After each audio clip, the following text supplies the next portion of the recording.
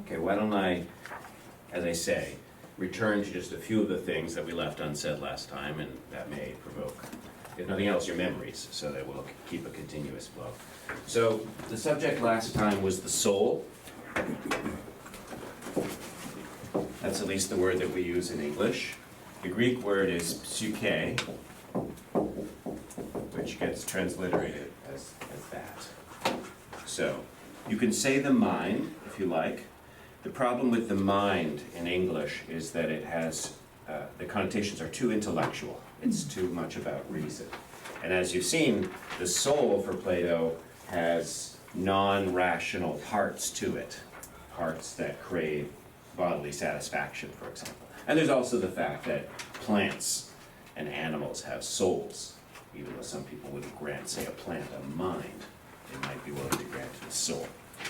So last time, I approached it from the end, and that is to say, I didn't do it from the beginning the way Plato does it. I went straight to the end, because at the end of the argument, he shows that there are three types of soul, or at least three parts of the soul. Do you remember what those are?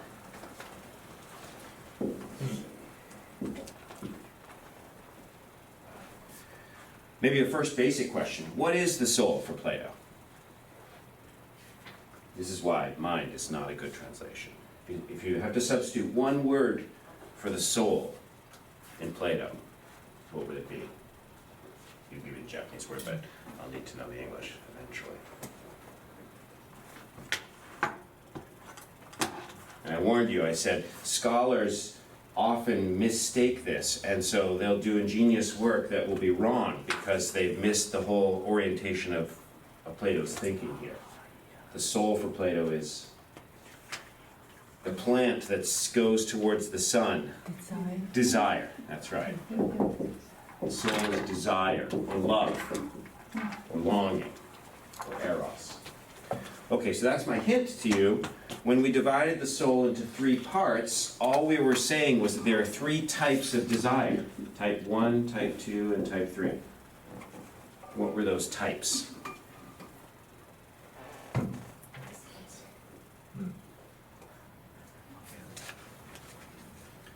I'll give you another hint. Desires are distinguished according to their objects. So, if I'm a book lover, I desire books. That's my object. If I'm a drink lover, I love drinks. Drinks are my objects. So you can have one object, book, another object, drink. These three types of desire are each for a different object. So in the end, it's the object that we're looking for. The goal. What is it that would satisfy the desire? So three types of desire, we can name them, but in the end, what really matters is, what are their objects? Well, what's the most basic form of desire? The kind that even the plant has. What does the plant desire?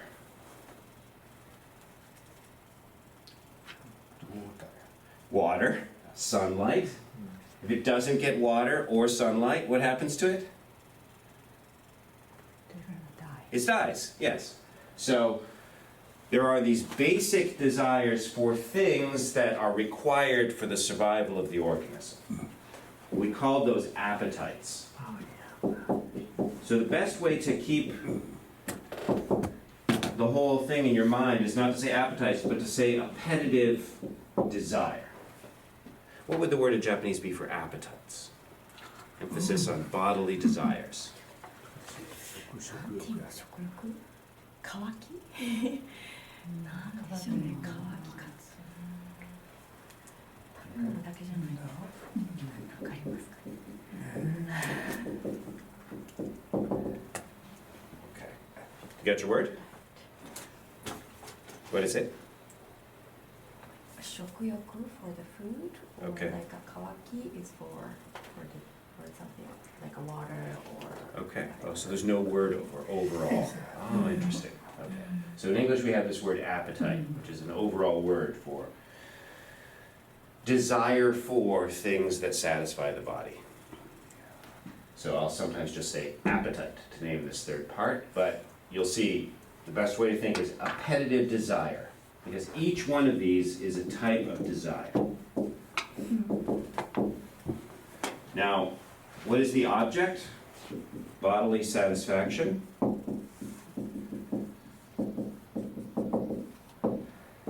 However, Plato goes another step, and he recognizes that in a society where people exchange things, especially in a marketplace where there's money that can regulate the exchange, this desire can become focused on some particular thing that can guarantee the bodily satisfaction, and that is what? What's the ultimate object of appetitive desire for a human being? Money. Money.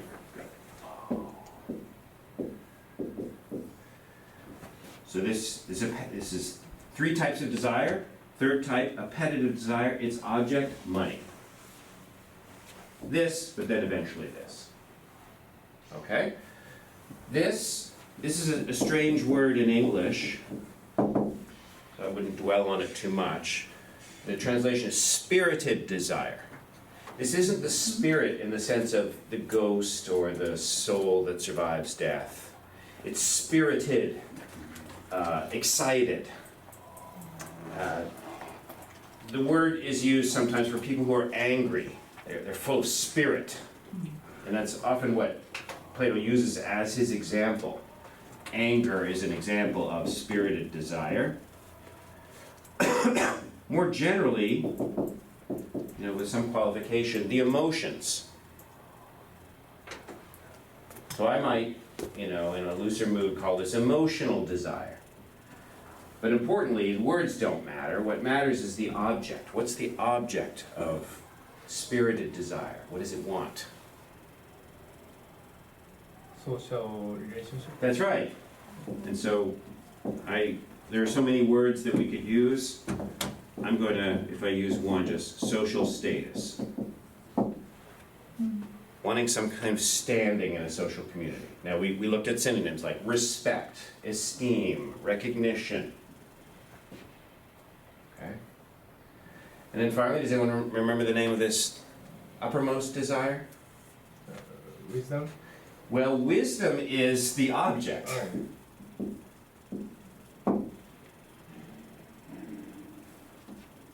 What do we use to acquire wisdom? Reason. This is rational desire. Its goal is wisdom. Now remember, desire or love.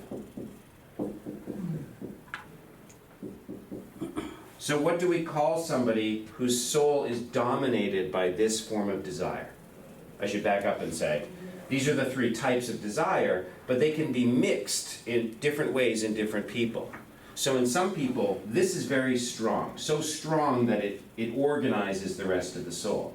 It sets the main goals, and then these forms of desire have to serve it like a master. What do we call that kind of person?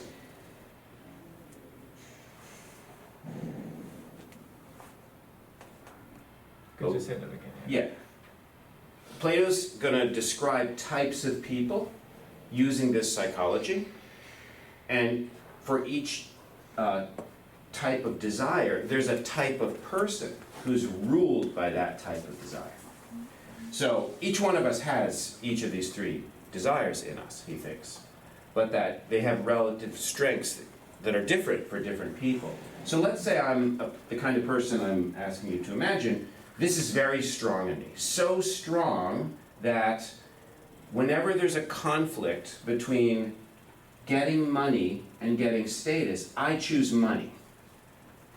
So for example, you can cheat a friend. Let's say you have some kind of informal agreement with a friend, and you realize if you cheat, you can get the money away from the friend, but the friend won't love you anymore, won't accord you respect.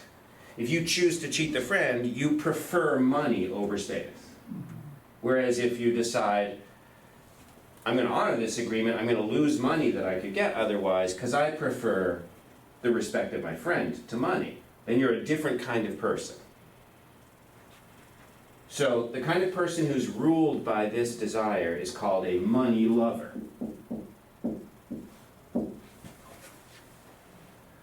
A person who's ruled by this is called a status or honor lover. And what is a person who's ruled by this called? Wisdom. Wisdom lover, or lover of wisdom. Philo in Greek is love, of wisdom is Sophia, a philosopher. Somebody then who's ruled by this form of desire is a philosopher, and literally in the Greek language. Okay, so that's where we were last time. That's the conclusion of the whole argument. I don't want to spend too much longer on this because we have so much more to do, but I want to at least show you how to start the argument from the beginning. It starts with a principle. This principle becomes famous in the history of philosophy. Aristotle makes it famous. The principle of contradiction, sometimes called the principle of non-contradiction. In Aristotle's metaphysics, he makes it the ultimate principle of philosophy. It occurs here in Plato. It occurred in one of his predecessors as well, Parmenides. It just keeps getting refined. Here's where it can be found. But here I've given you the English, and I've broken it up to make its components easier to understand. He's asserting, as a fact, just like Aristotle will, that this is just a basic feature of the universe. The same thing cannot do or undergo opposite things. Those would be contradictions. So the same thing cannot do or undergo contradictions, or opposite things. So for example, if I said to you, this is full of water, what can you conclude? It's not Vacant. It's not empty or vacant. Very good. It can't be both full and empty. Or can it? It can't be both full and empty right now, but it can be full now, and it could have been empty 10 minutes ago. That was in fact the case before I filled it with water. So this thing cannot do or undergo opposites, not at any rate at the same time.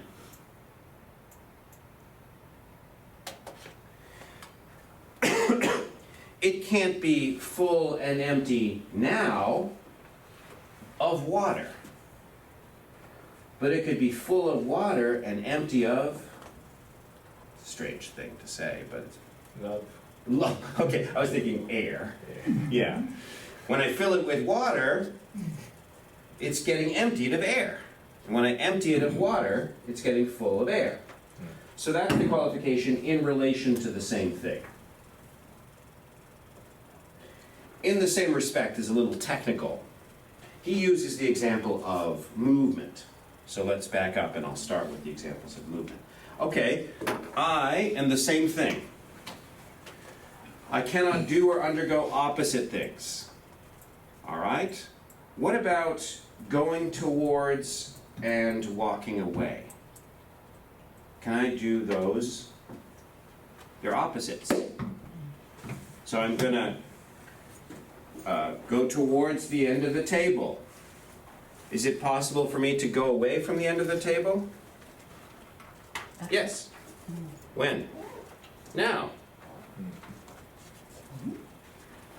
So I just did opposite things. I went towards Hiroka, and then I went away from Hiroka. Those are opposites. Did I break this principle of contradiction? No. How so? I was the same thing, and I underwent opposite things, or I did opposite things, but I did them different times. Okay? How about I'm going to go towards and away at the same time. Here I go. I'm going towards Hiroka. I'm also going away. What am I going away from? Shunya. So that's in relation to the same thing. I can't undergo opposites in relation to the same thing at the same time. And now, in the same respect, this is a technical point.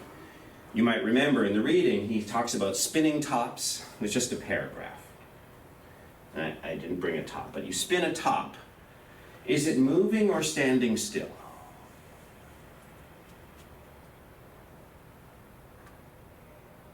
Those are opposites, moving and standing still. It can't do both at the same time, but it does.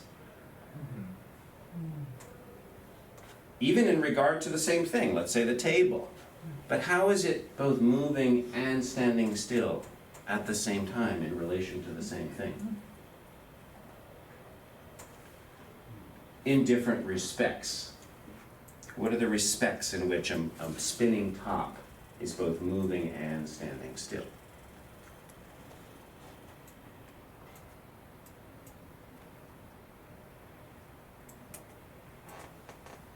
Physics. Well, yes, Gravity. yes. Think about, in what way is it standing still? If I just put it here and it's spinning, it's standing still in what respect? How so is it standing still? It's not moving forwards or backwards, left or right, but it is moving, how? In a circle. So in circular motion, it's moving. In linear motion, it's not moving. Okay? Again, I wouldn't worry too much about that. That's even he says this is a technical point. He's just being precise. So here we have the principle of non-contradiction. Something can't do or undergo opposites in the same respect, in relation to the same thing at the same time. That's the principle. Any questions about that principle? Parmenides, Plato, Aristotle, they all take it to be integral to the universe. This is just the nature of the universe. It can't have contradictions in it. Yeah.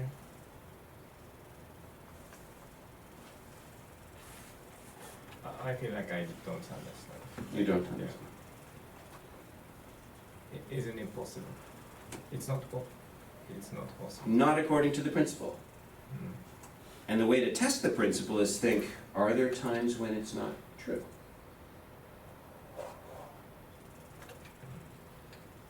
Well, how about me? When I desire to drink water, so in relation to the same thing, at the same time, right now, in the same respect, linear motion towards, but then I think, no, I'm supposed to not drink water until this evening because my doctor told me. This happens sometimes. If you have surgery, for example, they tell you don't drink water for whatever it is, 24 hours beforehand. So I desire the water, I'm drawn towards it, but I'm also repelled away from it. Have I broken the principle of non-contradiction? It seems so, but this is Plato's argument. No, it doesn't break the principle of non-contradiction, because if we ever find that happening, we will know that we are not dealing with one and the same thing, but many. In other words, when I desire to drink the water, something in me is pulling me towards the water. That's going to turn out to be my appetitive desire. It's just programmed when it's thirsty to seek water. But then I think, my surgeon told me don't drink the water. That would be bad. That's my rational desire, which is pursuing, ultimately, wisdom. But we said last time, what is wisdom? Wisdom is knowledge of what's really good.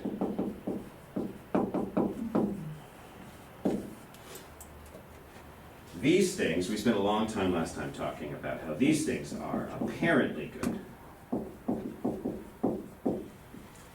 These things depend, crucially, essentially, on how we appear to other people. These things, or this thing, doesn't. So let me do it again. I desire the water, At the same time, in relation to the water, in the same respect, I'm drawn towards it by something. We now, because we did the end first, we're going to call this appetitive desire. And I'm pushed away from it. I judge it's not really good for me to drink the water. And this is the argument that I have within myself at least two parts or types of desire. I seem like I'm one person to you, but that's an illusion. Within me are competing forces, pulling me here and there. This is the drama of human life. We feel these competing forces and we have to make a decision all the time. Should I do this or should I do that? I want them both. That life presents us with contradictory scenarios where we can't have both, so we make a decision. And that's what I was meaning to say about the money lover, the honor lover, the wisdom lover. These are types of people who make a type of decision over and over again.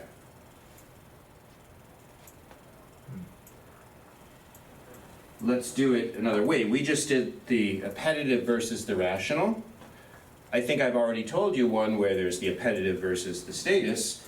So Professor Tadashi and I have an agreement about lunch, that I'll pay one time, he'll pay the next time. He pays the first time, and then it's the second time, and I think, you know, I don't really want to have to pay, so I'll just say, I'm sorry, I forgot my wallet. Or I have to go to the bathroom, and as I'm in the bathroom, the waiter brings the check. We all know the tricks. That would be making a decision to prefer money over the respect I would have from him otherwise. So now we have this versus this, we have this versus this, all we need is this versus this. Just imagine a situation in which you can get social status by acting one way, in other words, how your society expects you to act. But there's something in you that tells you that's not really good. My society is wrong. I'm not going to do that. Or there is something that I'm going to do because I think it's what's really good, and my society says that's bad. If you go with your society, then you're an honor lover. If you go with what you think is really good, you're a wisdom lover. So now we're back up to the end. In other words, I left this out last time, it's a little technical and so on. I think it's good to see where this is going. But now we have a soul, which is just desire, with three parts, three types of desire, each of which has a different object. And the fundamental difference between objects is what's really good on the one hand versus what seems good, or what's apparently good on the other. That's the real dividing line in the human soul, right here. Between the part that cares about reality and the parts that are satisfied with appearances.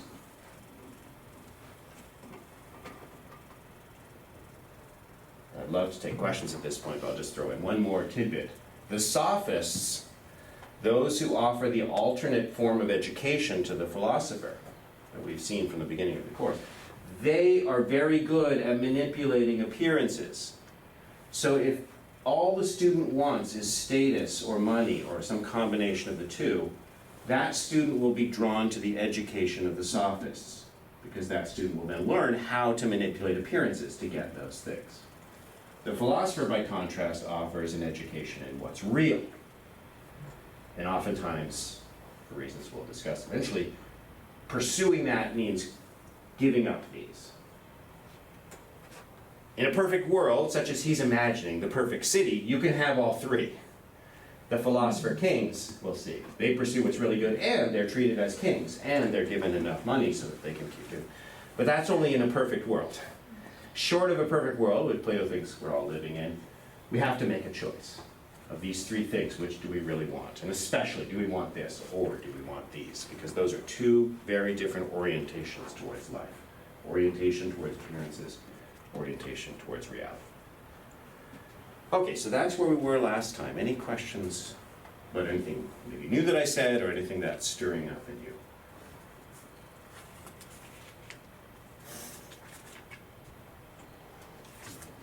maybe you're gonna touch on this Mhm. later, but we a little bit talked about virtue somewhere. Yeah. It's a random question. What was virtue like? English? Where's virtue? Yeah. Yeah, okay, sure, that's good. So that's the end of book 4. So by this 2/3 of the way through book 4, we have this picture, and then the end of book 4 is ultimately telling us what justice is in order to go back and answer this whole problem that we at the beginning of book 1. This is the truly virtuous soul, the way I've described it, the way I've portrayed it, where just if you think of a hierarchy, this one's on top, this one's saying what's really good, and then this one is pursuing status only within the limits of what this says you should do, and this is pursuing money only within. This would be the philosopher's soul. The philosopher decides, what's best for me is doing this, this, and that. It's not that she doesn't care at all about status, it's just that if status ever comes into conflict with what she's decided is best, she won't pursue it. And so too for money. This would be the just soul. So the just soul would simultaneously be oriented towards wisdom, knowing what's really good. This would be courage, that is to say, pursuing what is determined to be really good, despite fear and temptations and so on. And this would be self-control or temperance, pursuing money within the limits of what wisdom has said is good. And then that's justice. Every part is doing its task. Mm. Just as we saw in the city. So you might recall, we built up the city, books 2, 3, 4, and then a part that I skipped, he says, having seen it in the big, let's look at it in the small. And then he says, see, it's just like that in the small. But then he says at the end, that's not really a good argument. Just because there's an analogy doesn't mean it's true. That's when he starts here, builds this back up from a basic principle, and then says, we were right. Virtue is harmony of the soul. All the parts, all the desires in our soul working together for what's really best. That's virtue. When it involves fear, courage is required. When it involves pleasure and temptation, self-control is required. When it's hard to figure out what's really good, wisdom is required.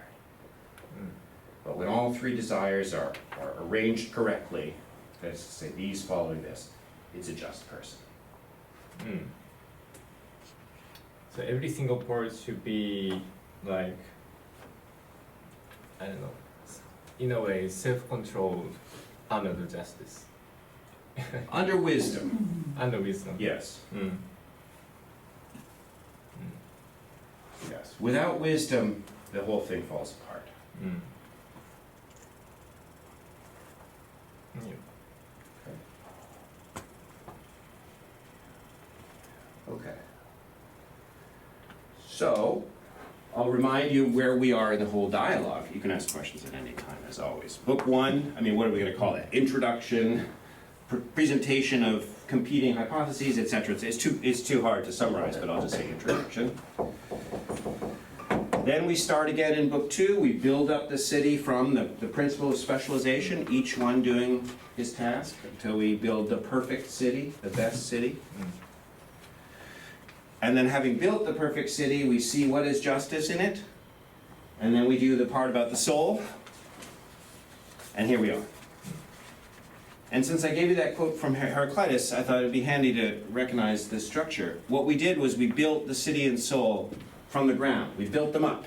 We ascended to a knowledge of what they are. What happens in books 8 and 9, which I hope we'll finish the course with on Thursday, is we redo these things on the way down. What does that mean? Well, here I've given you the perfect soul, where everything's doing what it should. But most people aren't like that. He's interested not just in justice and virtue, but also in vice. What is it like when this part takes control? What is it like when this part takes control? That would be at least 2 versions of vice, the honor lover and the money lover. So right at the end of book 4, right at the beginning of book 5, if you look at the first few sentences of book 5, I'm not saying do it now, just trust me for the moment. he says, all right, now that we've got the model of justice, let's talk about the varieties of vice. And then they get interrupted. And that's what this is all about. And I'll explain the interruption. That's what today's class is actually about. But, just to give you the sense of the whole dialogue, after that interruption is over, at the end of Book 7, at the beginning of 8, they just return to where they were there, before the interruption happened. And before the interruption happened, they were about to talk about all the varieties of vice. So that's what Books 8 and 9 are about, all the varieties of vice, all the ways this breaks down. How individuals break down, how individuals break down and how cities break down. And what that's going to allow him to do in the end is find the worst form of vice, so that he can make that comparison that Glaucon asked him to make. Give me perfect injustice, give me perfect justice. Which life is better? The perfect injustice, I'll forecast, is going to be somebody whose soul is completely upside down, but has become a master of seeming good through the sophist's education. This will be the tyrant, somebody who's in control of a city and can satisfy any bodily appetite he wants at any time. He has all the money. Everybody admires him because he's the tyrant. So he seems good, but in fact he has an unjust soul. So that's how, by the end of Book 9, we come back to answer Glaucon's challenge from Book 2. But today, we have this interruption.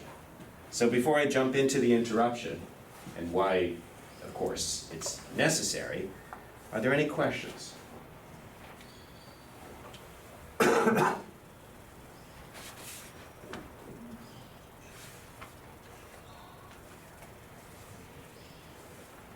Maybe you're gonna touch on later.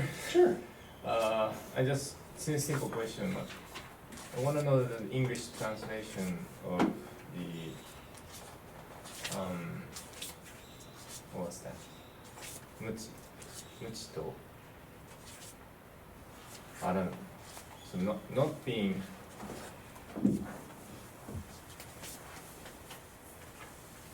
I'm talking about like 478 B. Okay, let me try it. Yeah. End of 478. 470. 400. Yes, okay. Well, we'll get to this. We'll get to this. But I think you're talking about being, non-being. Yeah, and What's called becoming. もう一回番号言って聞こえない478の B と C の間ぐらいに I would recommend that we sort of pause on that, and then we'll be there in 10 minutes, and then we'll have content in our minds for the words. Okay. All right. Well, Glaucon posed a challenge at the beginning of Book 2. Show me what justice is, show me why it's valuable, and then that super comparison. Well, we've seen what justice is. We've seen why it's valuable. What is the advantage of this person's life? Possible to approach to the good. Yeah, she knows what's really good as opposed to what's bad, and the rest of her soul cooperates with her judgment of what's really good. How could she not have a good life? So there's a question, if Glaucon asked, show me what justice is and show me why it's valuable, what more is there to say? Well, you've wanted to know something from the beginning of this class, this whole course, and now is the time when he's going to start investigating it. And what is that you'd like to know? How can you grow, create that person? Well, so that is certainly a task. That's education. How do you form somebody so that they're like this? That's a real problem. and I don't want to put words in your mouth and say that wasn't what you said. You did say that, but you had a more basic worry. If I say to you, Shunya, I've got the answer to life. It's be like this, where these two types of desire follow this, and this one should be followed because it knows what's really good. What's your question? If I'd said that on the first day.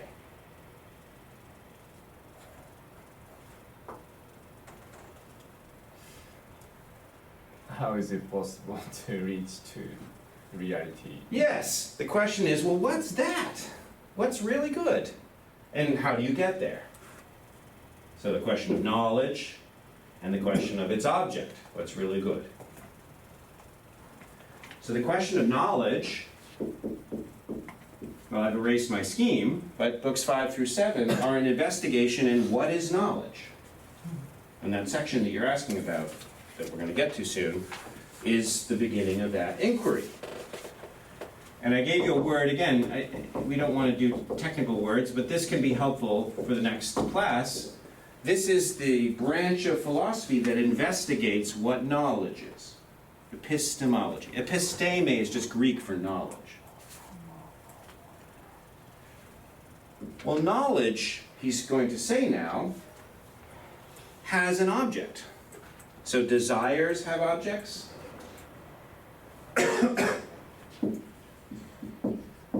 Desires have objects, and cognitions, thoughts, have objects.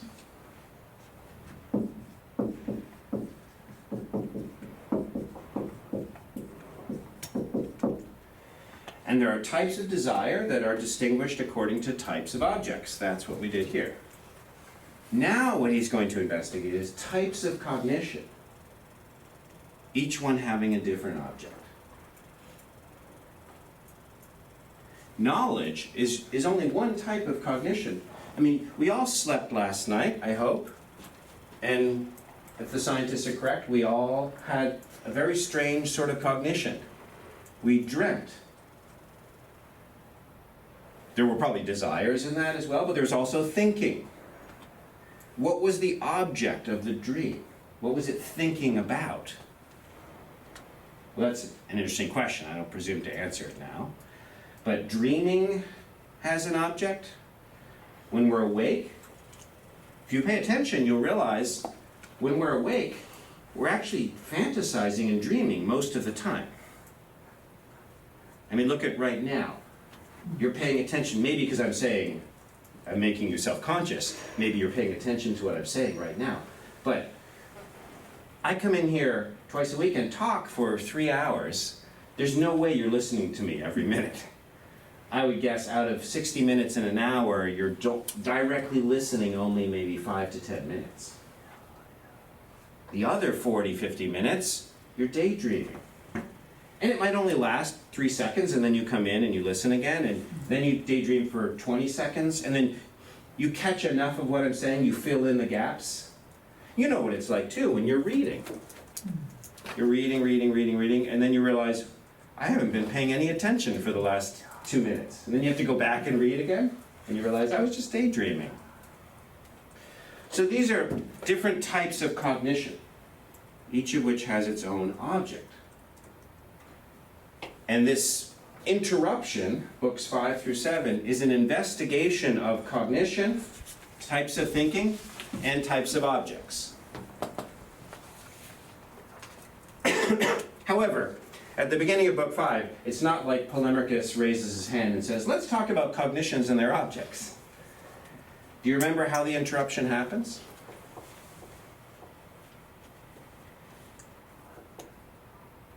They interrupt him, and they say, wait a second. You built this perfect city, but we want you to talk more about a few things. What's the thing that's most provocative that they want to be talked about?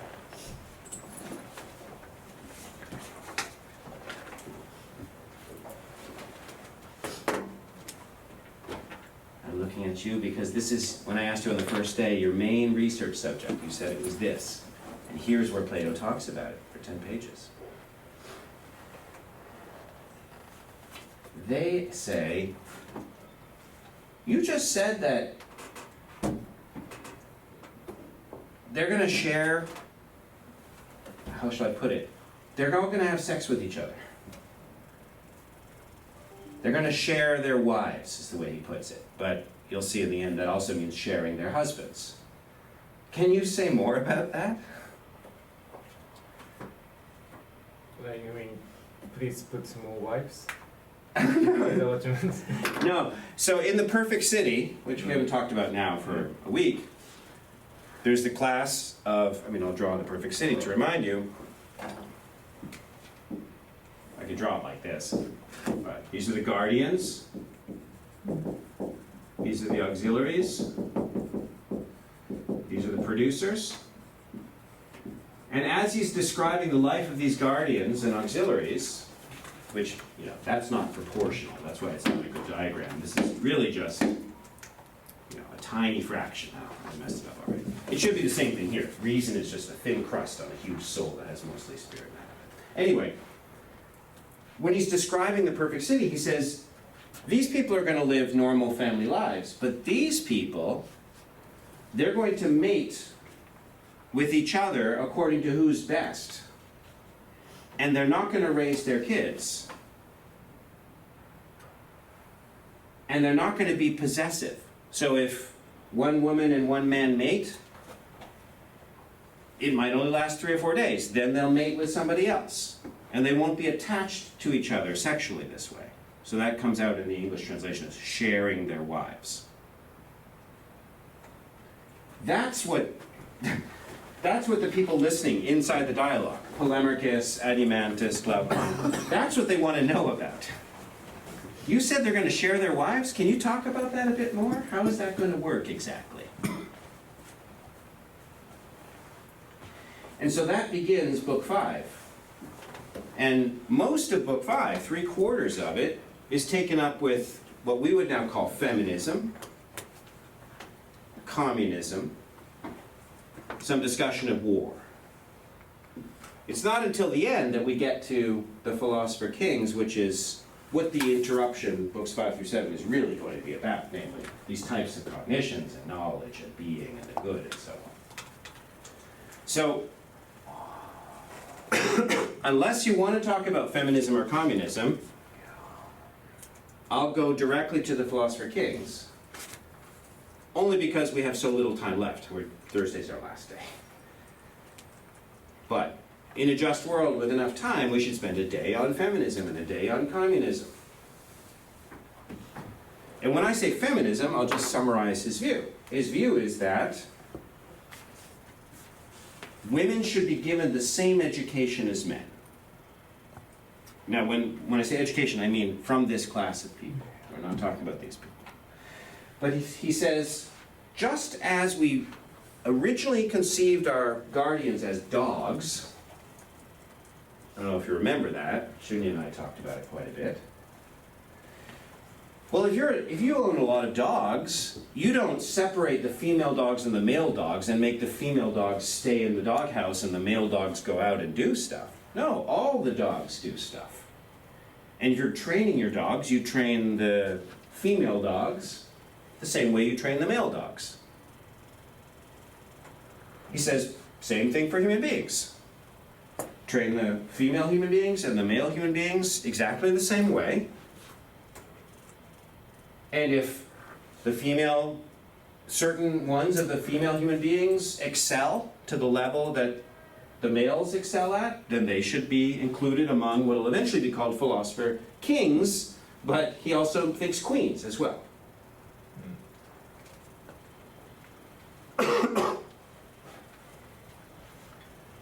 There's a lot more to be said about that, but as I say, that's one of the topics that we can put aside and still understand everything that happens. But if there are any questions about his views, I could answer them or try.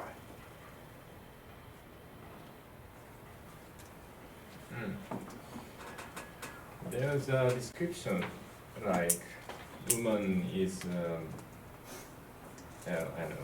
man is superior to woman Yes. in like 455. Yes. Yeah.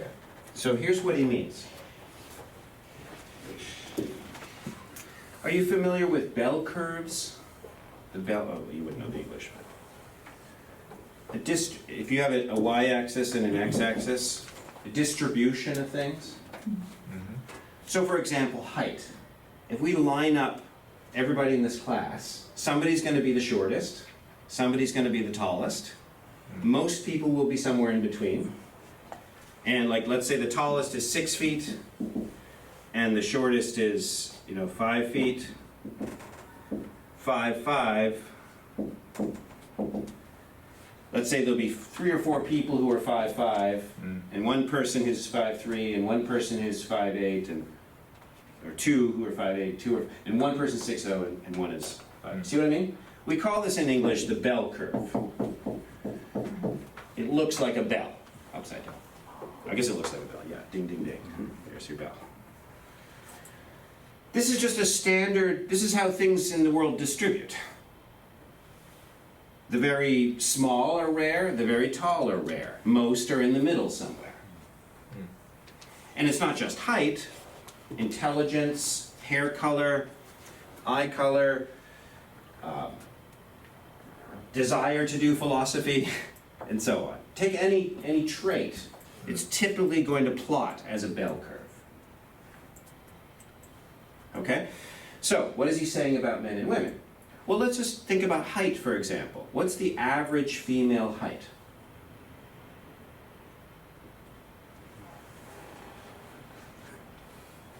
I would think it's probably 5'5". I don't know. In America, it would be 5'5". Maybe it's a little shorter here. Somewhere in the left. Somewhere in the left? Okay. So, we can just reassign values here. If this is the bell curve for female height, let's say that, this would be 6, and this would be like 5'3", I don't know, 5'4", and then 4'8", or 4'10". Okay, so let's just say that's average female height. Or excuse me, that's just all women in Japan plotted on a curve. What would the curve for the men look like? 5. Start with 5 point something. 5 point. Something, maybe 2, 3, I don't know. So 5'8". 5. Yeah, so somewhere like here would be where the average is. That would be the plot for the male bell curve. So you could say the average male is taller than the average female. But that doesn't mean that the tallest person is male. Because you could have a female who's, out here, who's the tallest. Nor does it mean that the shortest person is female. Could be that the shortest person is male. So we have to be very careful when we're talking about groups. Are we talking about the median, or are we talking about an individual? Half of the confusion about groups is caused by that confusion. So, he's not a 21st century feminist because he thinks, and this is what you pointed out, he thinks that when it comes to the qualities of the philosopher king, military valor, for example, he thinks that the curve for the men is going to be like this, and the curve for the women is going to be like this. That doesn't mean, however, that you might not have a woman who is the best of all the candidates. He's willing to grant that too. But he thinks, on the whole, if we were to, let's say, our cutoff for the Philosophy Academy, if we did it right here, you would only have a few women and you would have more men. So he's not saying half the philosophers are going to be women, because he believes this fact about the superiority of men for these characteristics. So that's why I think we should say feminism, quote unquote. It's not 21st century feminism. He's not saying men and women are entirely the same, or gender is socially constructed, or anything like that. He thinks there are natural gender differences. But he recognizes these facts about curves. And this is his simple desire. When it comes to these people, he wants the best. Just like when you're a dog trainer, you want the best. And if it's a female dog, if it's a male dog, you don't care. You want the one that has the best nature, and you want to give that one the training. Good, any questions? Again, I'm going to skip this unless you have questions about that or the communism. By communism, I mean these people share all of their private property. I'm being a little bit provocative by calling these feminism and communism. One thing I'm trying to say is Plato anticipates 19th, 20th century social revolutions, but he reserves them just for these people. They're not for everybody. Obviously, what 20th century feminism and communism did was they said, it's for everybody.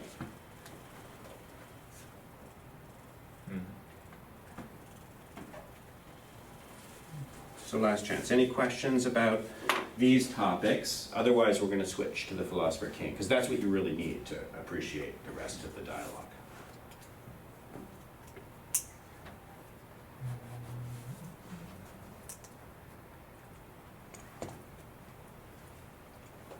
Yes. Are you gonna touch on the disabled disability? I was From 3 to somewhere? from 3 to what?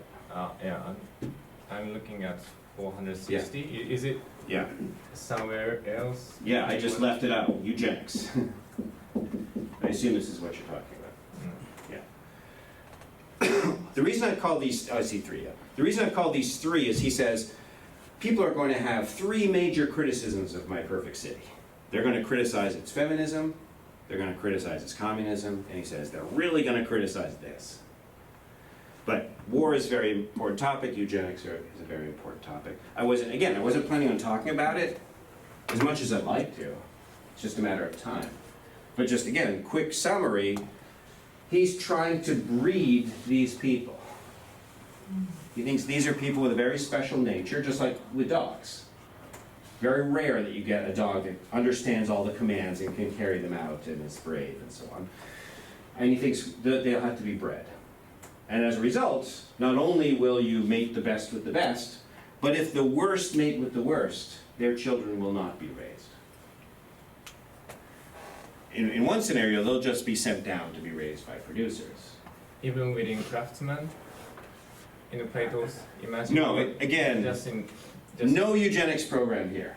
These people, this will be just like, let's say, our life and liberal democratic capitalism, in the sense that we make money, we keep the money for ourselves, we buy stuff with it, we marry, we form family units that are relatively stable, we pay the money to our family, not to strangers, etc., etc. All the things that are sort of basic to our life nowadays.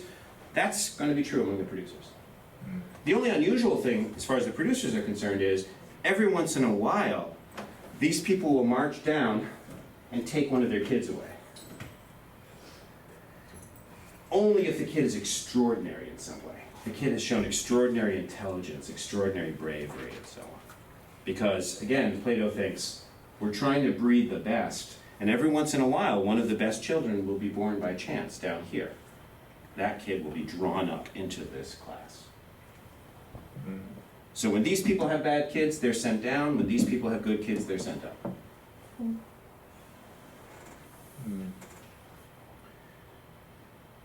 And if you recall the myth of the metals, he thinks that's going to be their religion. So that if a family of iron-souled producers has a gold-souled child, they're not going to mind that the gold-souled child is taken away from them by the guardians, because they're going to think only the guardians who are gold-souled people can give a proper education to our gold-souled child.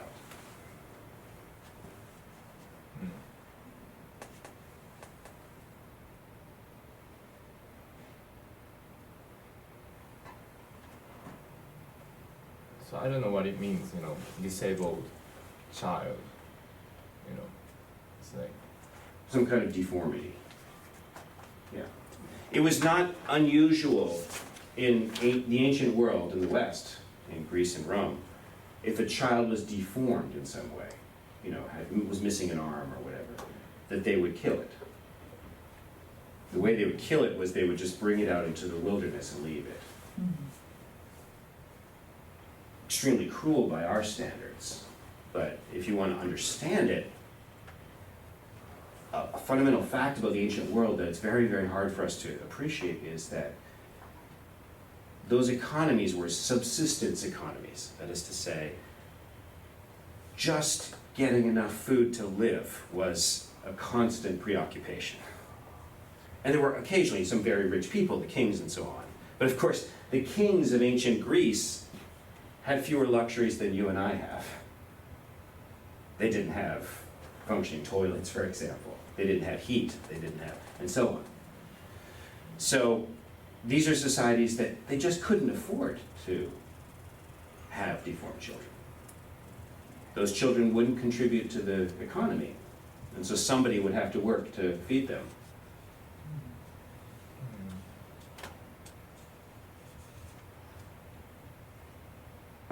It's just so hard to, it's hard enough to understand what it's like to be a 19th century person before the Industrial Revolution, let alone the ancient world. So Plato as well? Yeah. Guardians? Oh, say, what's the question? In Plato's context as well? Yes. So in Plato's context, he thinks, deformed children are just not going to have a place in the city. So maybe for now, even disabled child will be the candidates of guardians in this world. Would you say that? Like, Say again? yeah, disabled child. They're not gonna be the candidates for the guardians. No, they're not. No. In the Plato's world. That's correct. But what about now? Oh, you mean if we were to apply Plato now? Yeah. And we have a lot of, tools or medicines or Yes. many, I don't know, say extension of bodies Yes. as well. Yes. It could be possible for disabled child in I this see. book I see.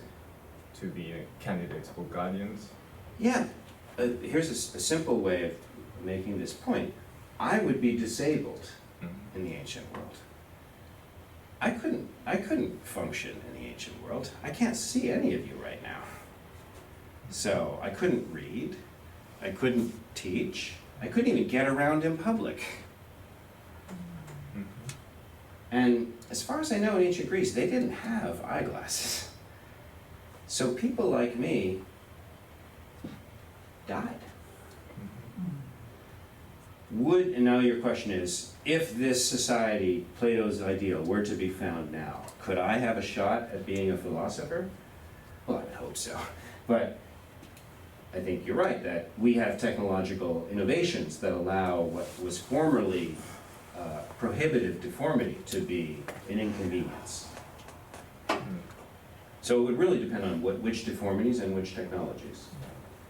What I'm thinking about is that Plato was like the candidates for guardians needs to be trained with gymnastics. Yes. Yeah, kind of confusing right now because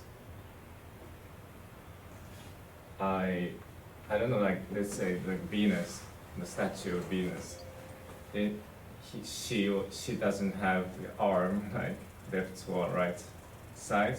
Yes. Yeah. I don't know. It's not beautiful. I'm not sure if it's beautiful or if it's physically or well trained Yes. in Plato's sense, but. So let me get clear, because I'm not sure whether you're asking a question, and if so, what it is. So the Venus de Milo in the Louvre you're talking about is missing an arm. It had an arm in antiquity. It got broken. Yes. It's like, I've mentioned this before, we have an idea of what the ancient world was like from the ruins, but those ruins are broken and they don't have the paint on them, for example. So she would have had both her arms and she would have been fully painted.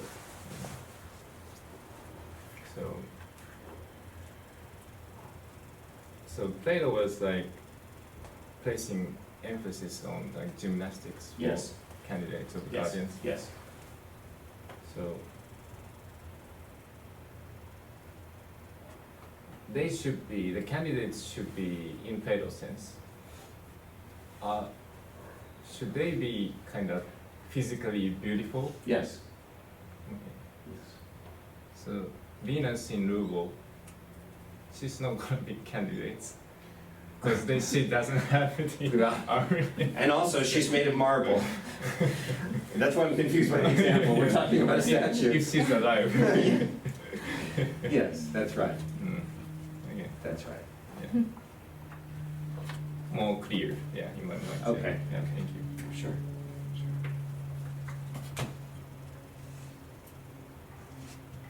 But you really highlight an important facet of the physical element of the Republic. And I stressed this from the beginning, there's gymnastic as well as music. And that sounds so good, like, oh, they're going to attend to their body as well as to their mind, and they're going to do them together, and they're going to, healthy body, healthy mind in a healthy body, as we say. But the other side of it is that if they're not healthy, they can't participate. Yes. And so what have we traded in modern education? We've traded the connection between mind and body. So here we all are just sitting, thinking, talking, sitting perfectly still, no bodily interaction whatsoever.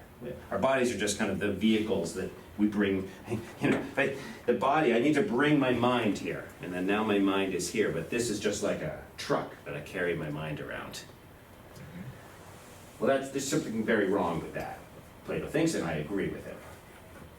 We're leaving out all of this. But the other side of it is that if this body is not, it's going to be in gymnastic training, terrific, and we're going to connect the mind and the body, but if the body is not healthy, then it can't participate.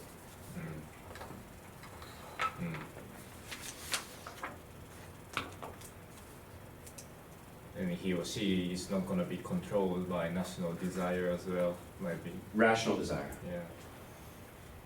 It looks like he or she is going to be well controlled by rational desire, and like he or she is going to reach to the knowledge of what's real, maybe, if he or she doesn't have the left arm. Yeah. But like in Plato's sense, No. no. Yeah. So here's a dramatic example in our times. Stephen Hawking, the British physicist. He's in a wheelchair and he can't even talk and so on, and yet he makes these astrophysics discoveries. I think Plato would grant that somebody who is deformed or unhealthy can make discoveries and be a scientist and so on. In fact, he even talks in Book 6 about Theages, who had philosophical potential, but he got sick. He thinks they can do intellectual things, but they can't become one of these people. Yeah. So what you're really highlighting with this line of questioning is, it's a very special kind of person who's perfect in body and in soul.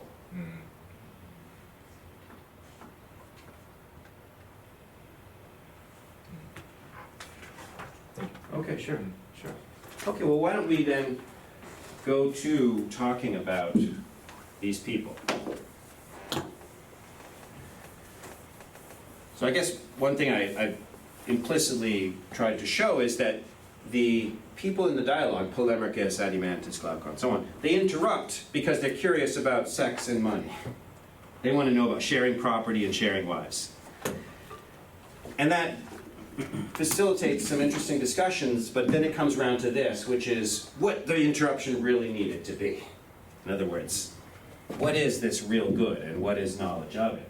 Because without an answer to that question, this is a nice schema, but it doesn't really tell us anything. Because it all hinges on this, and we don't know what that is. All right. Well, we've seen before, these lovers of wisdom, these philosophers, he says, they're going to rule. Well, the audience is just mystified by that. It would be It would be as if you said, here's, go to a meeting of philosophy professors and said, these people are going to rule. Most people would laugh. In other words, what do we have to offer as philosophy professors? And he says, those aren't real philosophers. Just like Stephen Hawking is not what he's talking about. He's talking about a very special kind of person. So he needs to describe in more detail what this person is. So they're a lover of wisdom. Okay. Well, when you love wine, you don't just love red wine. You love red wine and white wine. And there are types of red wine. Merlot, Cabernet Sauvignon, Zinfandel. You don't just love Cabernet Sauvignon, you love Merlot and Cabernet Sauvignon and Zinfandel and so on. That when you love something, truly, you love all of it. You love the whole.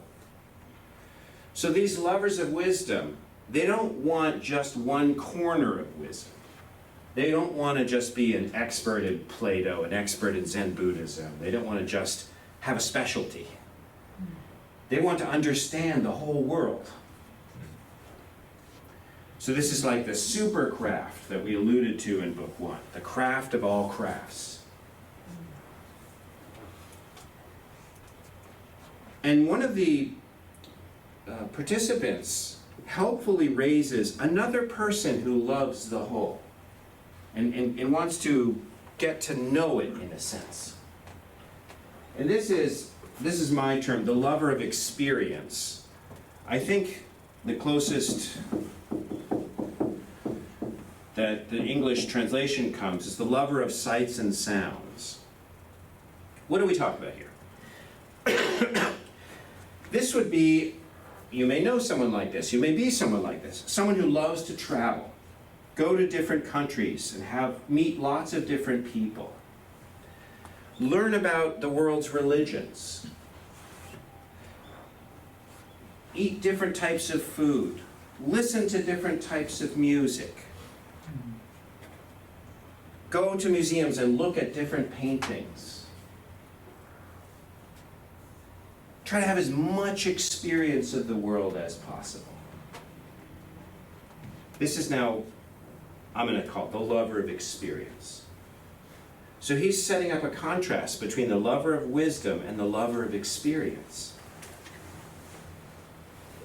What's the difference? Well, let's take beauty. Give me some examples of beautiful things.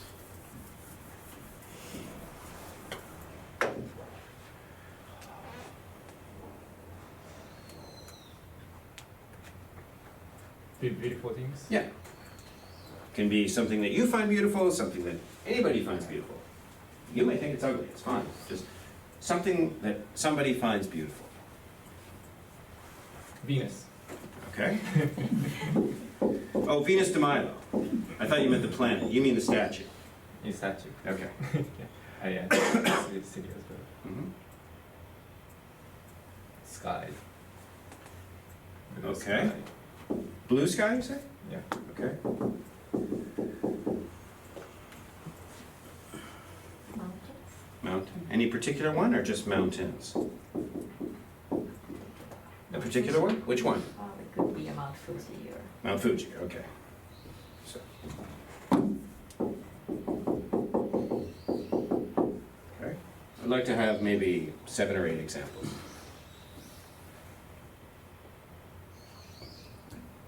Red roses. Red roses. Forests. Okay, how about enough nature? We got 3 nature. And not to say forests aren't beautiful, but I want to have a variety of things.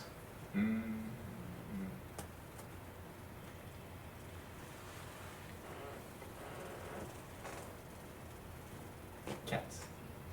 Okay. Alright.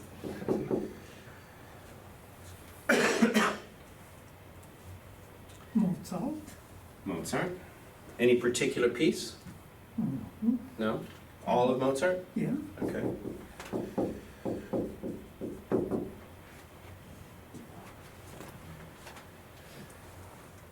Is there no Japanese celebrity that everybody considers to be beautiful?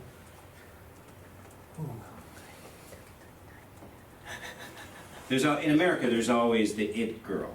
Everybody, there's the girl that everybody thinks is beautiful. So, is there no such thing here? And again, I'm not saying you find her beautiful or him. It could be, it doesn't matter. But just people think.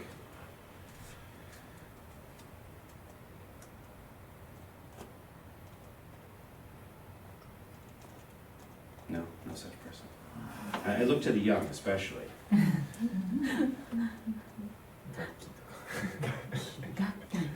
How do you spell this? G? G-A-K-K. 楽器、新垣 Boy or girl? 女優さんですね。 Okay. Maybe one or two more things. The more variety, the more persuasive Plato's point will be.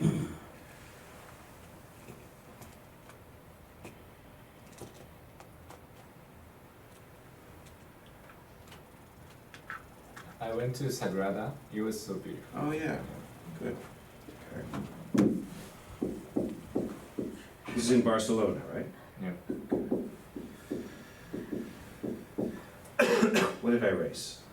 Blue sky. Okay. Oh well. One more maybe? How about, here I've asked you for an example of physical beauty. What about somebody who has a beautiful character or soul?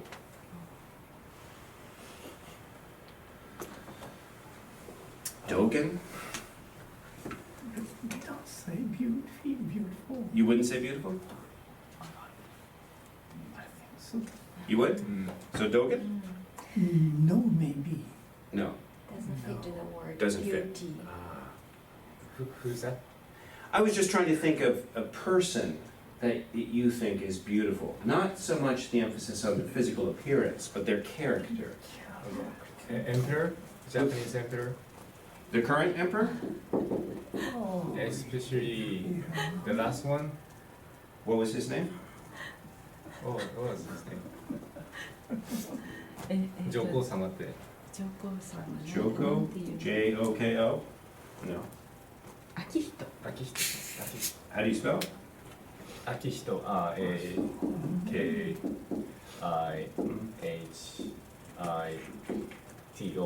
Okay. Okay, good. Terrific. So these are beauties.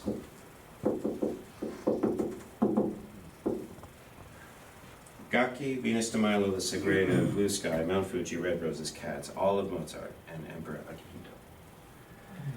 By which I mean somebody finds them beautiful. But is there anybody in here who thinks that any of these is not beautiful? Seemed like especially you didn't think this was so beautiful. I do not say beautiful. You don't say beautiful. Okay, so go ahead. He could be somebody, but not beautiful. Okay, okay, that's good. I want disagreements. It's going to help elicit Plato's point.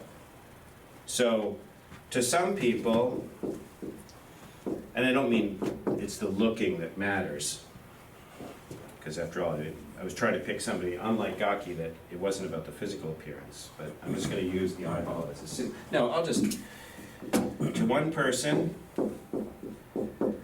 Shunya, Emperor Akihito is beautiful, and to another person, Professor Tadashi, no, not beautiful. What about Blue Sky? Find Blue Sky beautiful? Have you ever been in a desert without water for 2 days? How will you find the blue sky? Ugly, hateful. So it could even be you, Shunya. Namely, right now you find the blue sky beautiful, but if I put you in the Sahara Desert for 2 days without water, no, you won't find it beautiful. So same person, different times, different people, disagreement. What about, oh, I don't know, red roses. course, most of the time, very beautiful. One thing I love about roses that comes up in Book 9 is that unlike other bodily pleasures, let me just describe bodily pleasure. Hunger. If we go out to lunch after classes, as I hope we will, I didn't eat breakfast, so it's going to be especially enjoyable to me. The enjoyment of the food is proportional to the pain of the hunger. If you're not hungry at all, you can't enjoy eating. You need the pain to have the pleasure. What's remarkable about roses is you smell them and it's so pleasant, but there's no pain beforehand. They require no pain. Okay, so that's a hard one. But can you imagine getting roses and finding them ugly? I can. What if somebody has wronged you in some way and wants to make it up to you? And instead of doing the hard work to apologize and undoing the wrong, they give you roses.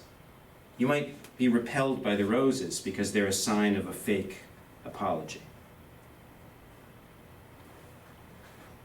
I'm not asking you to be persuaded by every instance here, but roses on one occasion, beautiful. On another occasion, not. Well, what about Gaki? That would have been easier. So, you find her beautiful? People. People do. I'm asking you now. I don't think so. You don't? Okay. So, apparently many people find her beautiful, but Shunya does not. And presumably some other people in the classroom too. Do you see where this is going? I can do it for any one of them, but that'll take too much time if you already get the point.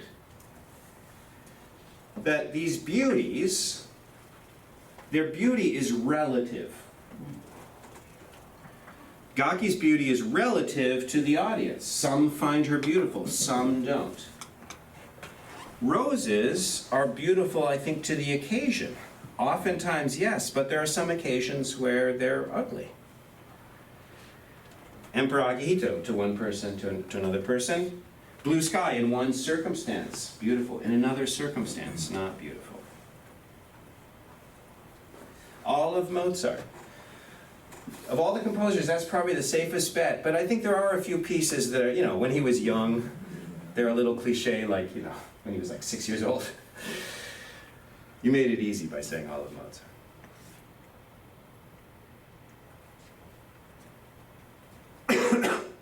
So these beauties, if we're going to call them that, their beauty is relative.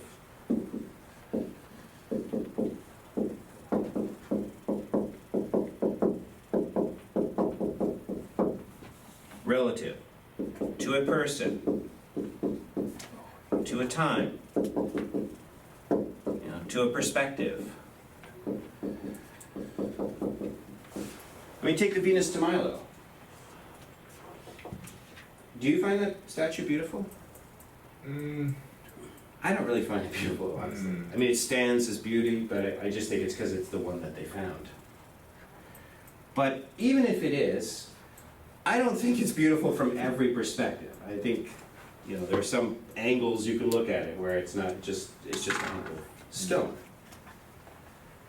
So I could go on. Person, time, perspective, circumstance, as long as you get the idea.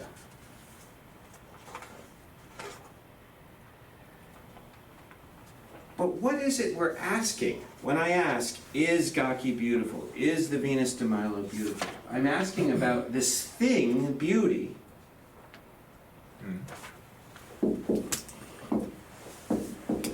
And I'm asking, when I ask, is Gaki beautiful? I'm asking, does Gaki share some relationship with this thing, beauty? Apparently, some people think she does and others think she doesn't. Or the blue sky. Sometimes it seems to share that relationship, and other times it doesn't. And so on. Presumably for all these things. all of these things have this relationship with this thing, beauty. Gaki can be ugly sometimes, presumably after a bad night, no makeup, and so on. So too all these things, they can all be ugly. But can beauty ever be ugly?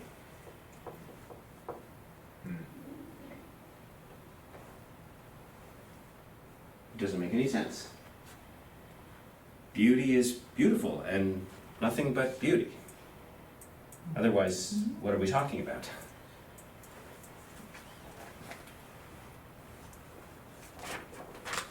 So, if these things are beautiful, their beauty is relative. This beauty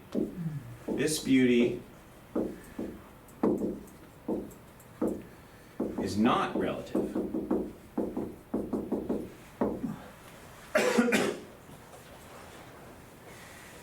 I'll ask you to notice, did you want to ask a question or make a comment? No. Not yet? Okay. Good. These beauties, I want to point something else out about them. Point out something else about them. Let's take Gaki, very easy to do. Where is she right now? Well, we don't know, but she's probably in Japan somewhere. Let's guess Tokyo. So Monday, today's Monday, October 21st, at 10:25, Gaki is in Tokyo. All right?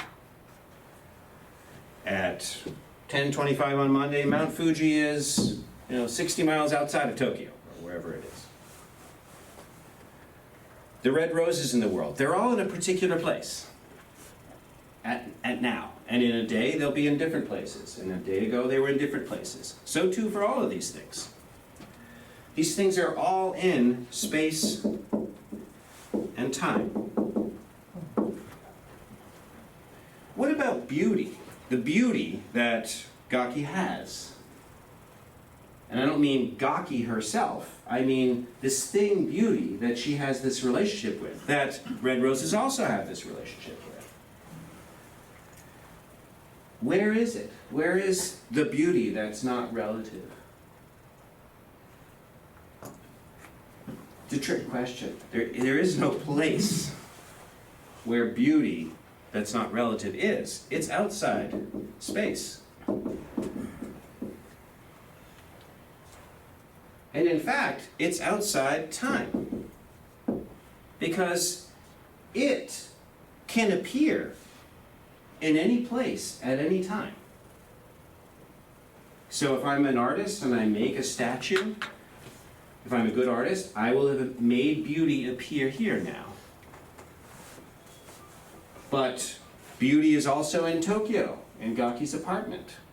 Beauty is also in the Louvre, where the statue is. Beauty is also in Barcelona. Beauty is also 60 miles outside Tokyo, and so on. It can appear at any place, at any time, given the right circumstances. But it itself must be outside space and time for it to do that.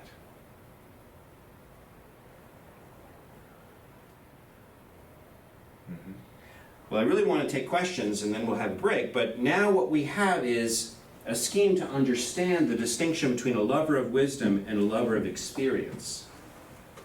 The lover of experience travels the world, goes to Barcelona to see the Sagrada, goes to Paris to see the Louvre, goes to Tokyo to see Mount Fuji or to see Gaki, and so on for all the others.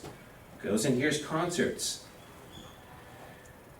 That's a fine life. Plato thinks it's superior to a life that's concerned only with one thing.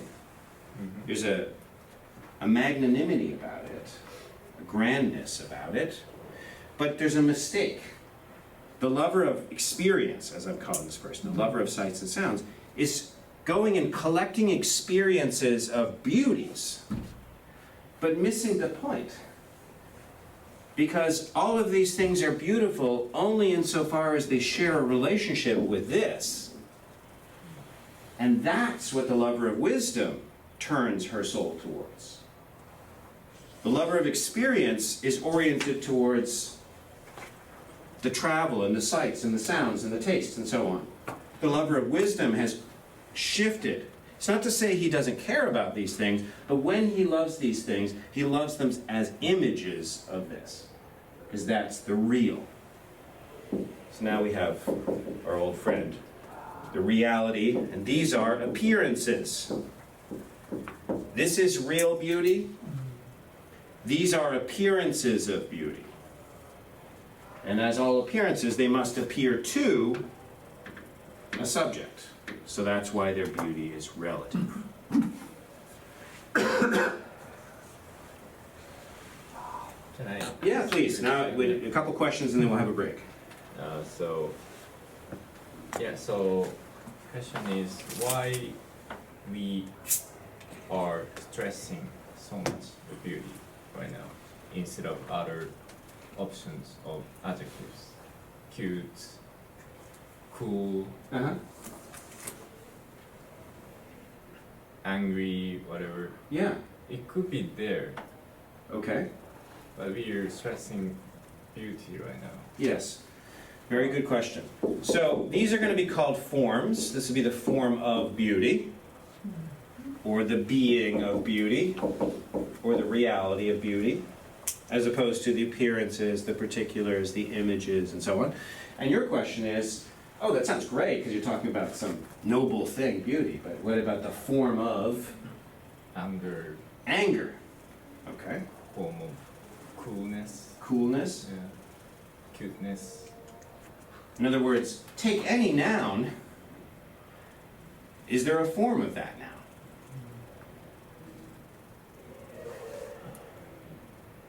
And you want to know, is there or isn't there? Yeah, and also why we're stressing so much the beauty, Yeah. form of beauty. So I have half an answer for you. It's not going to satisfy you. You're absolutely right that if I did this with like form of mud, and there's mud in Tokyo, and there's mud in Kyoto, and there's mud in Osaka, and there's mud in Pittsburgh, and so on. Okay, fine, Plato. What are we talking about? So there's a kind of grandeur that hasn't been earned yet.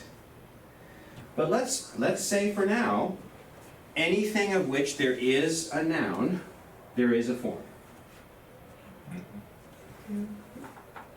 In the end, there isn't going to be. But for now, where the task is only just to understand this way of thinking about the world. That there are instances of things, and then there's the real. So up here we could have the form of beauty, mud, anger, cuteness. I'm just using the ones that you used. Okay. 今のは名詞の話をしたんだよね。名詞は全ての名詞はフォームを持ってるっていうだから。 He's asking that does each noun has its own form. That's the question. That's the question. That's the question. And this is a real philosopher who lived before Socrates. But Plato writes a dialogue called the Parmenides. And in Shunya, you asked about over here on the first day, the early dialogue. This is one of the late dialogues. Very difficult, very, very difficult. And in that dialogue, the character Parmenides interrogates Socrates. Usually it's the other way around. Socrates interrogates him. But this is the senior philosopher, and he's interrogating the young Socrates. And the first question he asks him, after having said, Socrates, tell me what you believe. And Socrates tells him the theory of the forms. Parmenides says, so is there a form of mud? Oh, really? Exactly the question that you've asked. Which shows a couple of things. First of all, Plato's aware of this problem. But secondly, Parmenides is using it as a way of making fun of Socrates in a lighthearted, good-spirited way. So I think Plato thinks there's no form of mud. In other words, the theory will have failed if there's a form of mud. And that's why I'm only half satisfying you, if I am at all, because I'm saying, let's just assume for the moment there's a form of every noun. Then, if we're going to escape this objection, we're going to have to find some way to pare it down, which I think he does. Especially beauty. In the end, not even that. There's only one form. Good. Everything else is just an image of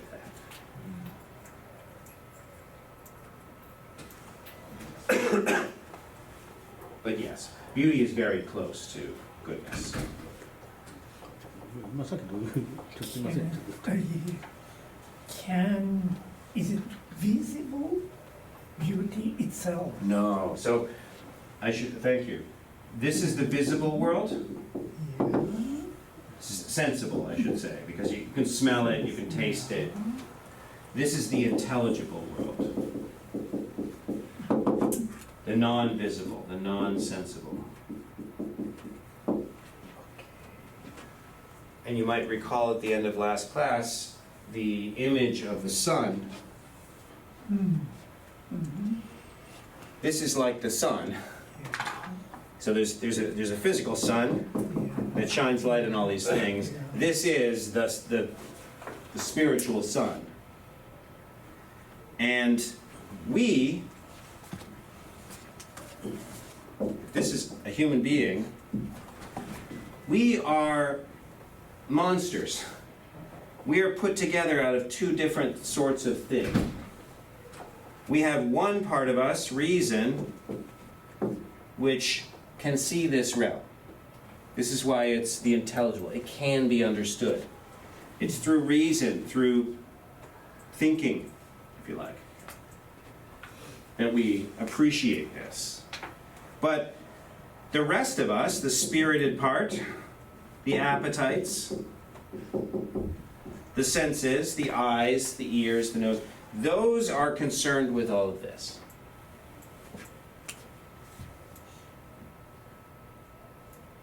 And so to bring it back to education, he thinks there's a kind of education that can appeal to these through these, but if it never moves to this, it's failed to achieve the true goal of education, which is orienting the soul to God.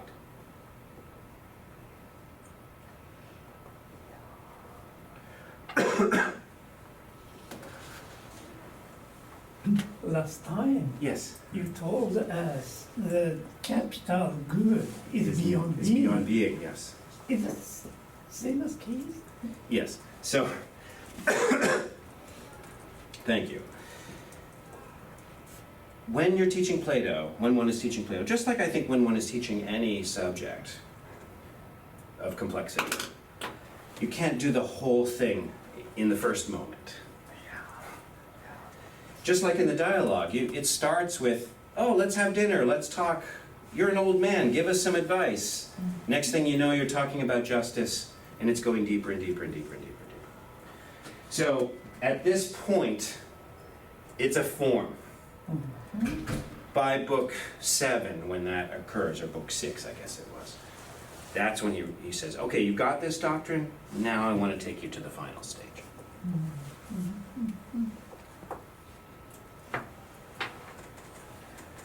このフォームという言葉をどう訳すかはすごく難しくて、軽装って訳されてる、なんて訳されてる？そうと訳すけど、元はイデアなんちゃうかな。ギリシャ語ではイデアというのをフォームと訳してるのかな。Is it idea form? Yes, The yes, English word? idea. Oh, idea. Idea, Yeah. or eidos. ドスは軽装だよね。Eidos が軽装。同じですか？同じっていうか。同じだと思うけど。プラトンの中では同じかもしれない。でもアリストテレスになるとここは分かれるとか。By the way, form is what we say in English. You go to 19th century English people would say idea, or early 20th century, but we switched. Forma in Latin Yeah. is Cicero's translation of this, and it means beauty.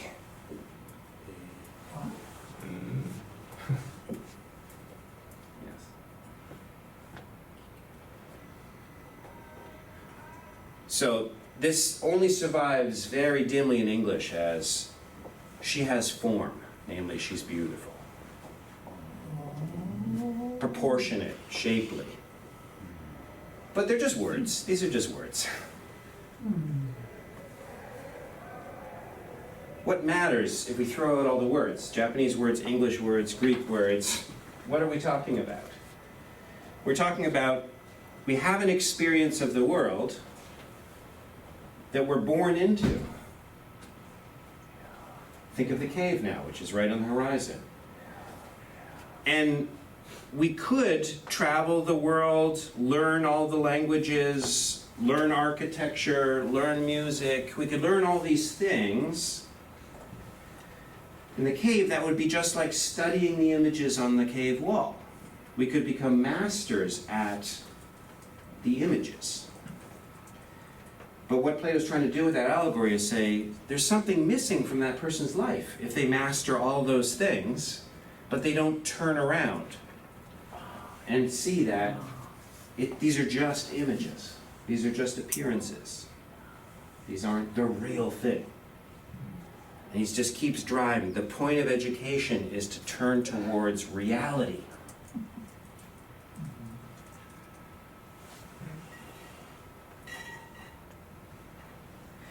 And your two questions, which are excellent questions about cuteness and coolness and then the beyond being, they're connected.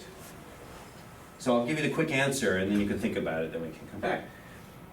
The argument I've given so far, which is Plato's argument, it would allow there to be form of mud and form of hair and form of cuteness and coolness and anger and everything else. So now there's a form for everything. But why were we doing this in the first place? What were we after? What did we really want? Remember the soul? It's gone now. What were we trying to appreciate? What were we trying to understand about Plato and his soul? But also, if this is a description of us, what is it that really matters to live a good life?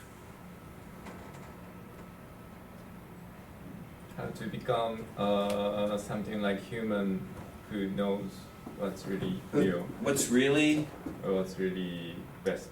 What's good? That's what we're after. What's really good. That's the only thing that really matters, he thinks. So there's a form of blah, blah, blah, blah, blah, blah, blah. But what we're after is what's the thing that makes all of that possible? That's the form of the good that makes it different from all the other forms. So that's why it's best to just take away the calling it the form and just call it the good. It stands above even the forms.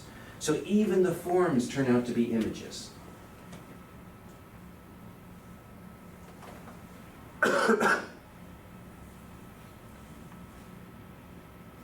Since we're right here, and I don't want to lose the point, I'm going to erase this, and I wanted to give you, especially Professor Tadashi, an illustration of something. So much of Plato, the description and the language is about going up to some place. And that's fine as a teaching tool, but it's not necessary. Here's the way I think about Plato. And it's compatible with him, but not spoken of.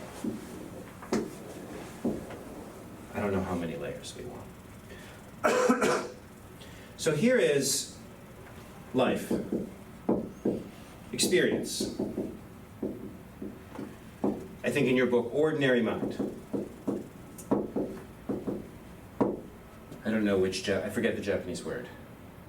Ordinary mind. まあ普通日常意識とか普通の。Okay. This is like in Plato's cave. This is the bottom of the cave.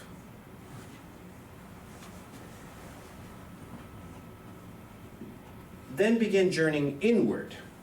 Rather than think of it as climbing up and going to some other place, think about it as going inside of yourself.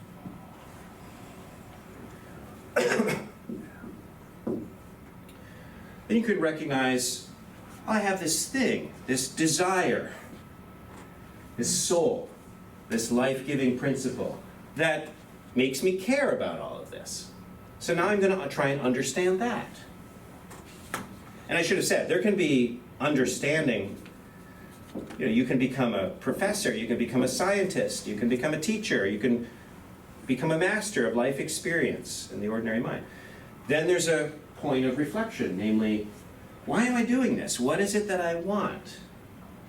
And that's the investigation of the soul that we've done with Plato. Desire, types of desire. And then there's a discovery, I want something called the real good.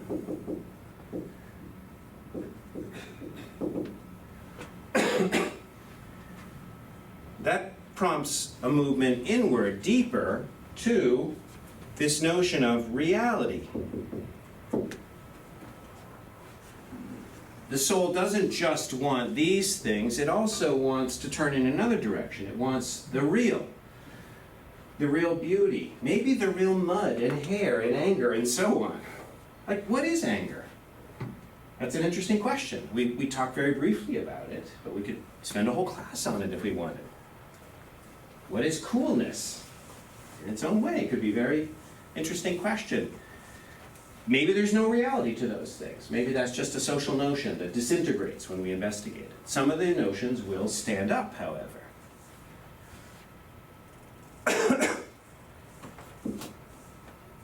And then at the middle is this thing. So these would be the forms, the beings. And at the middle is this thing that he calls the good. In another dialogue, namely the Parmenides, he says the best name for it is the one.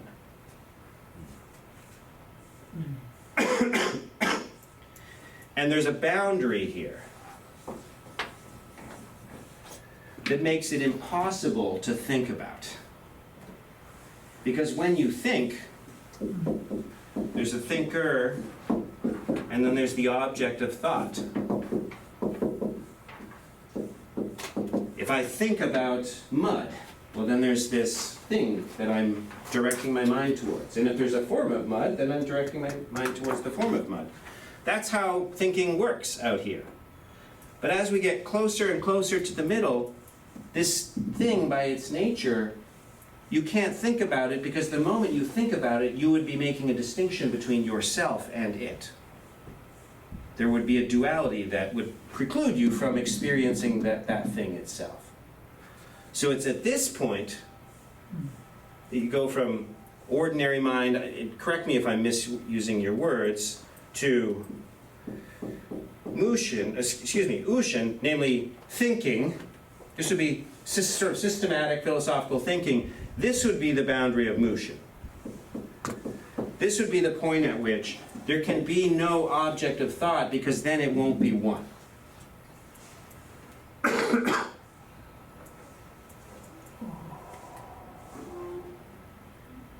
So that's why I alluded last time to meditation, which of course Asian religions and philosophies are much, I think, more focused on than Western religions. Western religions, Christianity, have a place for it with prayer and so on, but I think there's just a much more explicit focus in the East, as I understand it, on meditation achieving this state, where it's not going out of a cave and looking for something.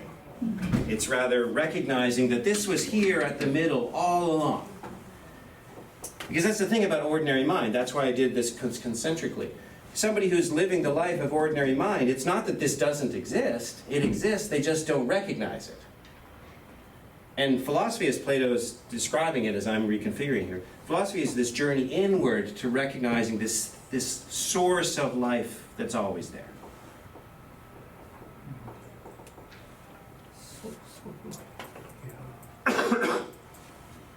Okay. Yeah.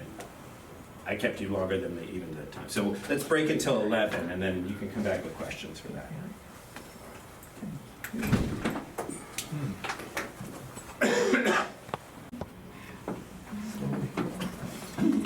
We are just thinking about what you are really thinking. Okay. Yes. He was kind of, well, what I understood is that you're you was just telling us, probably you are trying to give us the normal idea about Plato's theory, like what is believed, what Plato says, like a mainstream Yes. thinking Yes. about Yeah. Plato. Yeah. But when you just said in the very end Yes. that with the word Doshisha from Yes. then you kind of that part might be related to what you talked about last time. Yes. About whether this is the difference between the being and beyond being. That's right. So so in the very end, it is you're not talking about the orthodox way of thinking about Plato, Yes. but maybe something you think That's was right. included. That's right. Is Yeah. that correct? Yes. And then, as I said last time, it's not that I'm disagreeing with the Orthodox version. Okay. It's that the Orthodox version doesn't even talk about it. In other words, it's an open field where anyone who wants to say something can go. And you won't be contradicting the mainstream because they just ignore it.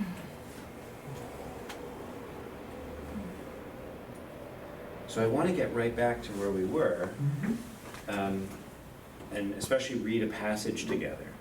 But before I do that, there's something I left out that you had asked about, and we didn't get a chance to do it. So at the end of book 5, he distinguishes 3 kinds of cognition. So remember, just as you've got 3 parts of the soul, and you've got 3 kinds of cognition. And just as desires are distinguished by their objects, so too are cognitions distinguished by their objects. Now, of course, it's knowledge that is really important, but it's going to be valuable to have an understanding of belief as well. What distinguishes knowledge from belief is that it can never be wrong. Knowledge is infallible. And I don't know Japanese, as you know, but this sounds strange in English to say knowledge is infallible, it can never be wrong. But what Plato's asking you to do, what I'm asking you to do as I'm teaching Plato, is forget about the meaning of the words and just think about a state of mind that cannot be wrong.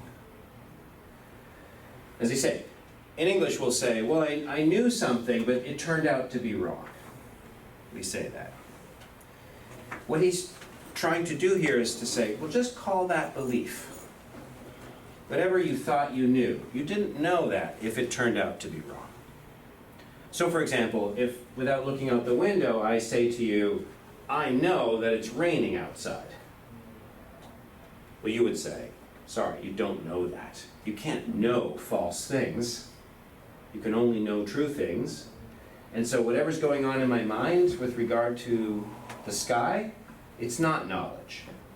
Instead, it's an inferior type of cognition, a kind that can be wrong.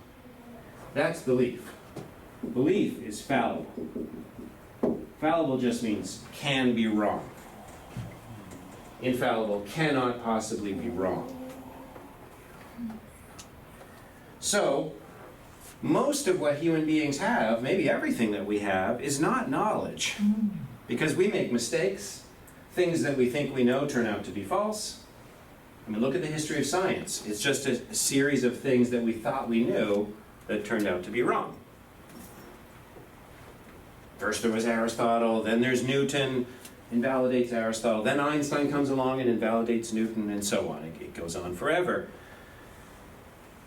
You can either say, well, they all had knowledge, but some of them were wrong. Well, that's kind of strange. Or you can say, they had beliefs, and they were very systematic, rational beliefs, but they turned out to be wrong. That's all Plato is saying here. Recognize the distinction between knowledge in its true sense, can't possibly be wrong, and belief, which is most of what people have. Fallible cognitions about the world. So if that's just here we're just defining words. We haven't done any philosophy. We're just going to define knowledge as some infallible faculty of the mind, and belief is a fallible faculty of the mind. What are the objects that you would need to have a relationship with in order to be infallible, or for that matter, fallible? And the Greek doesn't have a technical vocabulary yet. Plato's inventing a kind of philosophy. So he just creates this phrase, what is? To on, or to esti.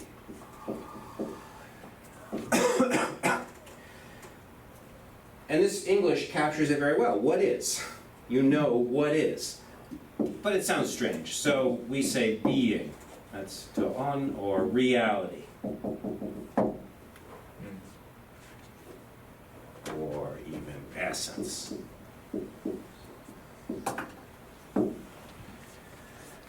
So, when I say I know that it's raining out, the reason that I don't have knowledge is not only that I make a mistake, but even when I'm right about things, I don't have knowledge unless my mind is somehow dealing with reality. By contrast, belief can't be dealing with reality, it's dealing with something else. And this might be what you were asking about. We can look at the passage. But ignorance is dealing with what is not, or non-being. And then he doesn't spend much time on that. It's this that matters. And he comes up with this remarkable phrase, what is and what is not. What in the world is he talking about? What is and what is not? That's what we have beliefs about. Well, when it comes to the sky, I thought I knew that it was raining. You tell me I'm wrong. Okay, fine. I just have belief that it's raining. And I'm wrong. What is my belief about? It's about the sky, which sometimes has rain, sometimes doesn't have rain. It is raining and it is not raining at different times. That's why my beliefs are so unreliable, is that they're oriented towards things that are and are not. If I had the map of beauty up, it would be very easy, because all of these things down here are and are not. Gaki is beautiful and is not beautiful. Red roses are beautiful and are not beautiful. And so on, to different people at different times, etc., etc. So what we have about experience is beliefs. And the term in between being and non-being is, in English, becoming. So I don't know if that's what you were asking about. You could look up the particular phrase if you want. Yeah. The human mind is untrained, is oriented towards this world of becoming, this world of appearances and images, where things are and are not, where everything is relative. Everything can be turned upside down. Just like, remember the farmer's tale? The farmer who broke his leg, didn't get drafted. You remember the story, right? Everything can be turned upside down in this life. That's because we're talking about things that are and are not. This world of becoming. And philosophy is training to orient your life towards knowledge, where the object is reality. That's beauty with the capital B. So the lover of wisdom now is defined as he or she who is oriented towards reality, who wants knowledge, especially of the good, as opposed to an orientation towards experience. Okay, so that's the piece that I left undone. I'm happy to resume with this by reading a passage, but are there any questions? この訳がページ僕のだとで番号だと478番の48 478 478 A B C D E just the end of B end of B and C end of C or beginning of C mostly beginning of C. okay okay Are we talking about around here?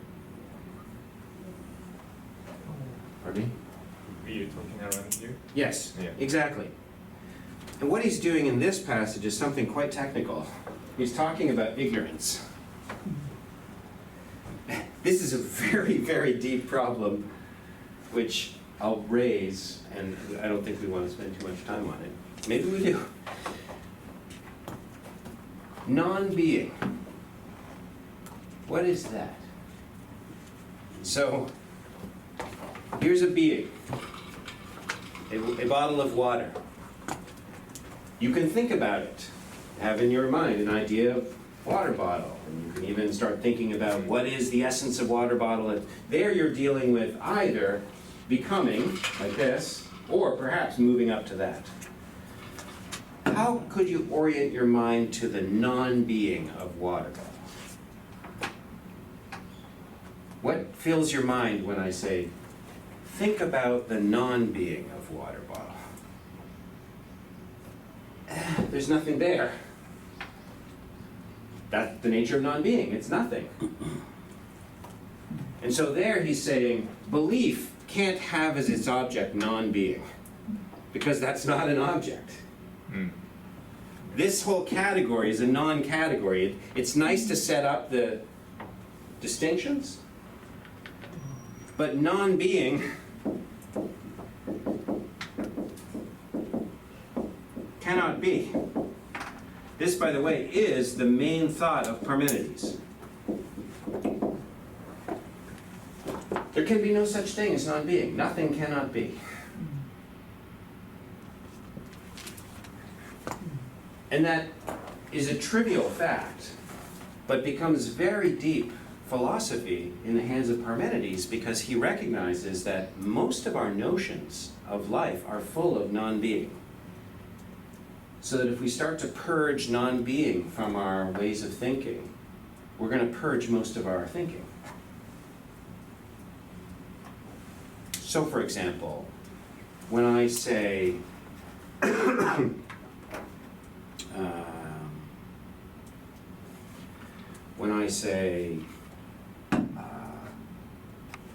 I'm going to now begin talking about Book 6.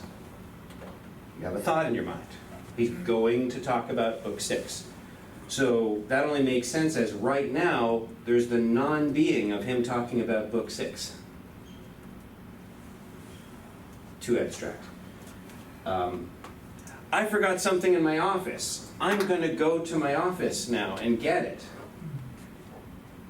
Well, that only makes sense if I'm not in my office right now. And for you to understand me as saying, I'm going to go to my office, you have to understand non-being in the office. But if non-being cannot be, you can't think of me not being in the office. Could you talk a bit more? Well, like I said, this is very, very deep, and I don't know if it's something that we want to do. I'm thinking it might interest Professor Tadashi. Because when it comes to Mushin, that is one way of thinking about it, I assume, is thinking of nothing. I'm not saying that's the correct way, I'm just saying that might be a misunderstanding. And what Parmenides is trying to do is to say, a lot of what you call thinking, there's nothing there. It's like an illusion of thinking. Because if non-being cannot be, and your thoughts require non-being, then you're not actually even thinking. You just think you are. But what about going to the other? Oh, you want me to do that particular example?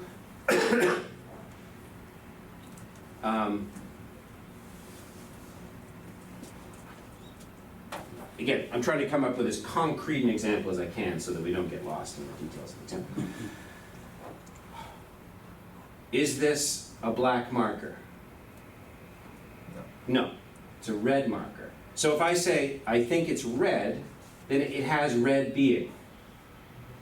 But when you say it's not a black marker, are you saying there's non-being of blackness? But non-being cannot be. So when you say it's not black, what are you saying? Something other. Something other. Something other. Something. So when you say this is not black, you mean what? It's red. Well, I know it's red. You told me that, but I'm saying, is it black? You're saying, no, it's not black. So you can't think any negations of anything. You can only think things. Try to do that. What Parmenides is saying is all of our thinking involves negations, and if you disallow negations, then you disallow thinking.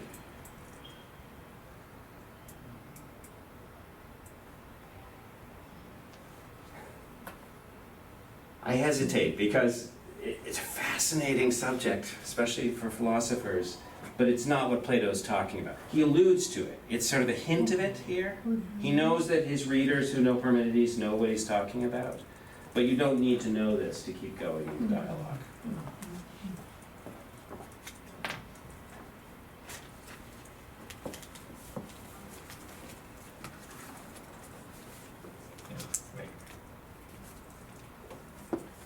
There's one of most famous sentence right in Plato. Yes. Socrates, like,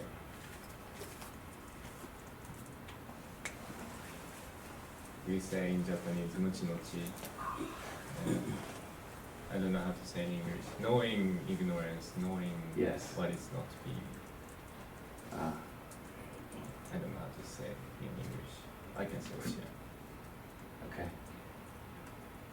You might be referring to the unexamined life. Knowledge. Ignorance. Like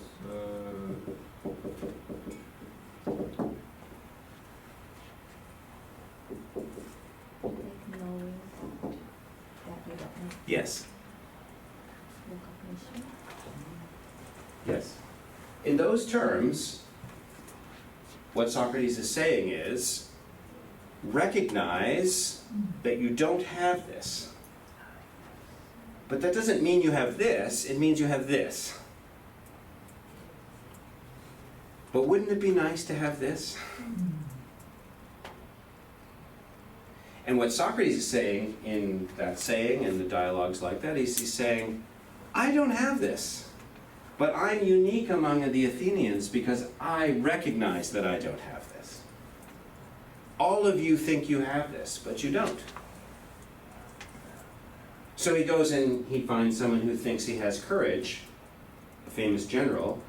He thinks he knows what courage is. And Socrates asks him some basic questions, and he can't answer those questions, not because he's not smart enough, but because that's not what courage is.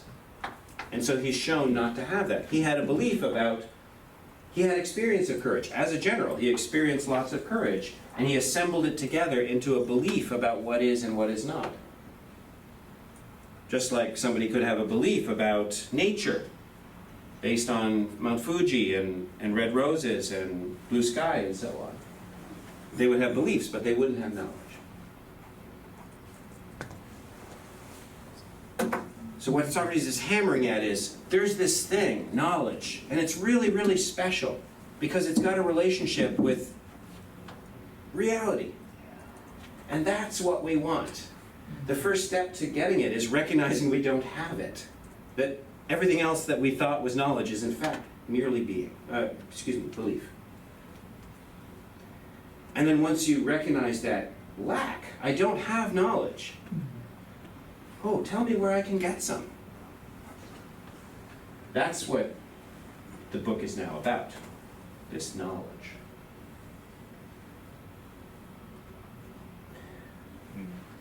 So shall we read a passage together? I mean, of all the passages I thought. So Yoko, let's do the thing we've done before, 490B, where you'll read a Japanese sentence, or somebody else will read a Japanese sentence, and then you could translate it for me.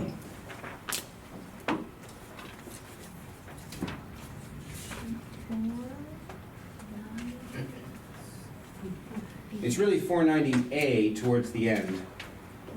Socrates has a paragraph.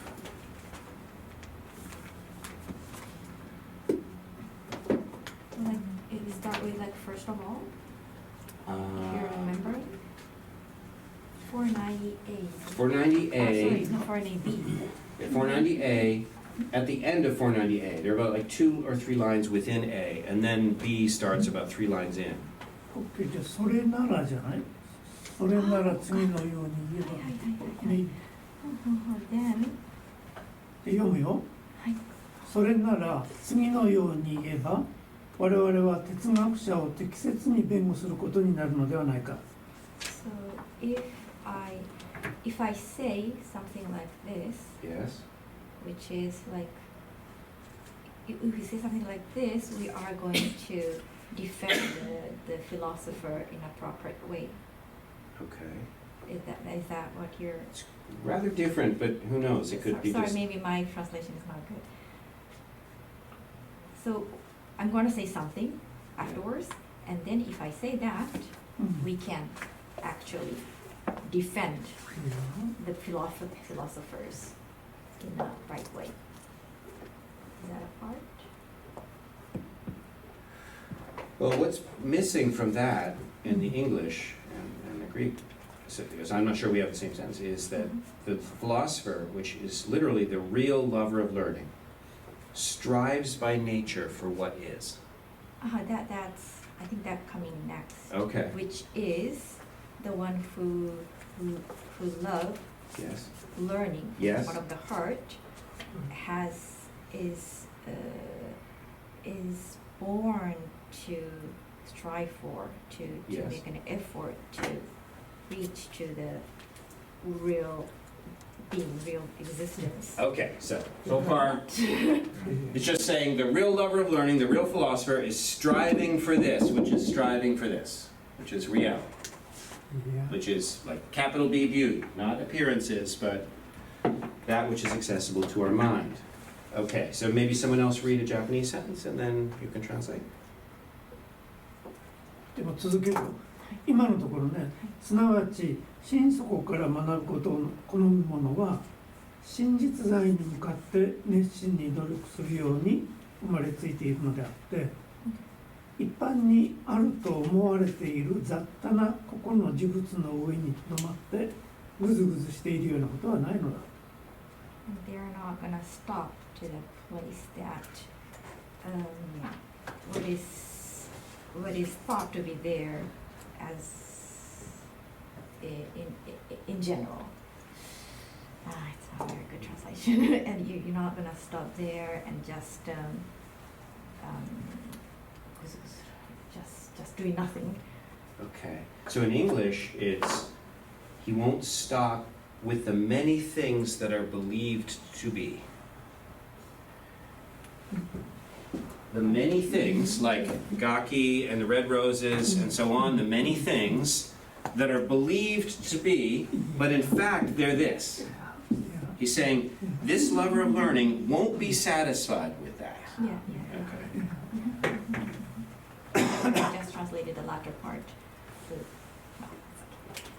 OK そのような人は真実在に触れることがその本質の機能であるような魂の部分つまり真実在と同族関係にある部分によってまさに何々であるところのものと呼ばれるべきそれぞれのものの本性にしっかり触れるまではひたすらに進み勢いを鈍らせず伝承をやめることがない。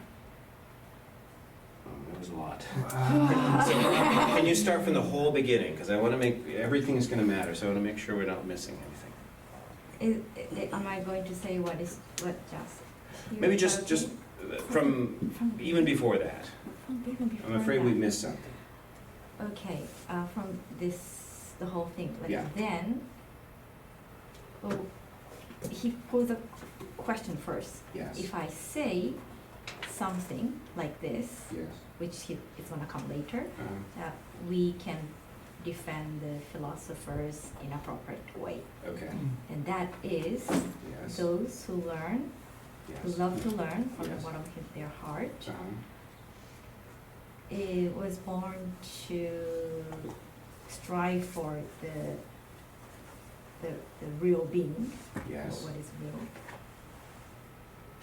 And they are not stopping, they are not thinking about what is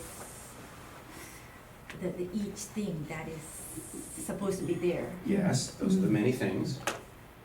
And that kind of person, Yes. that kind of person. The philosopher. Yeah, philosophers are not gonna stop Yes.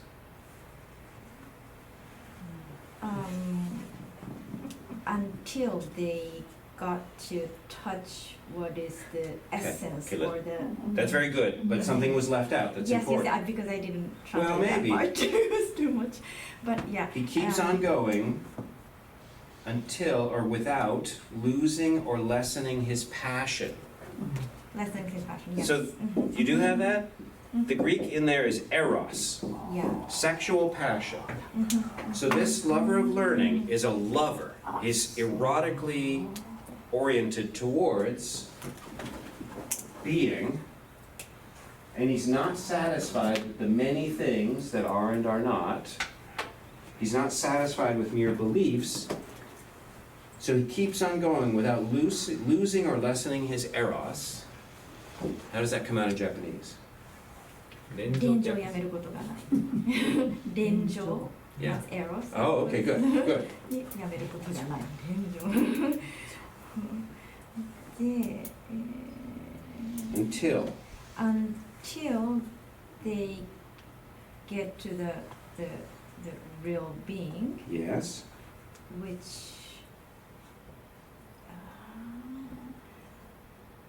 which is the essence or the real Yes. function of the soul, and that is the in the equal relations with the real being. Okay, so this is a diagram we've seen before. Here's the human being. Here's real beauty, to use our example. Here is beauty 1, beauty 2, red roses, etc., etc. These are the many things that are believed to be, but they're not. They are and are not. This is a lover of learning, a philosopher who's full of eros for beauty, and in the English and in the Greek too, and I want to see if it's there in the Japanese, he doesn't lessen his passion until he grasps, which in English and in the Greek means grab with your hand. Do you have something in there? Yeah. Okay. しっかり触れる。 Okay. The reality that he's longing for, with the part of himself that's equal to it. I think that's what you were saying. Yes. That's reason. So the part of the soul that is equipped to interact with these realities, in him, it's erotically charged, it's in love with these realities, and it's not satisfied until it grasps them.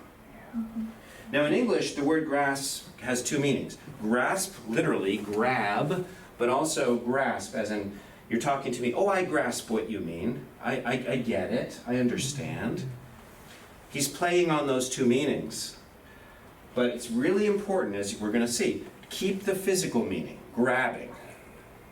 So we've got eros, sexual love, grabbing with the part that's equipped to interact with that.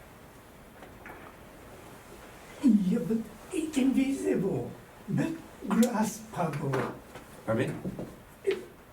invisible. Invisible. Oh, yes, it's a But- metaphor. but- Yes, yes, Graspable. yes, yes. This is all a metaphor.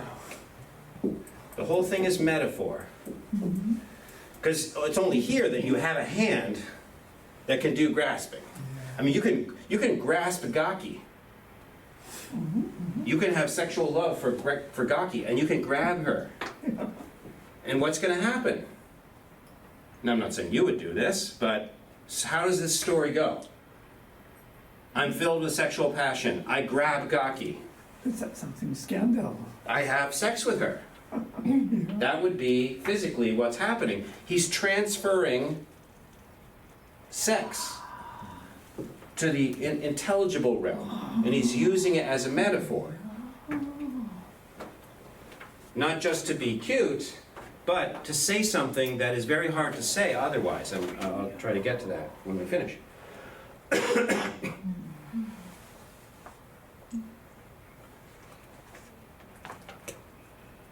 So what comes next? Should be one sentence left, a long sentence. OK、じゃあ読むよ。彼は魂のその部分によって真の実在に接し交わり知性と真実を生んだ上で知識を得て誠の生活を生き育まれていく。そのようにして初めて彼の生みの苦しみはやみ、それまではやむことがないのだ。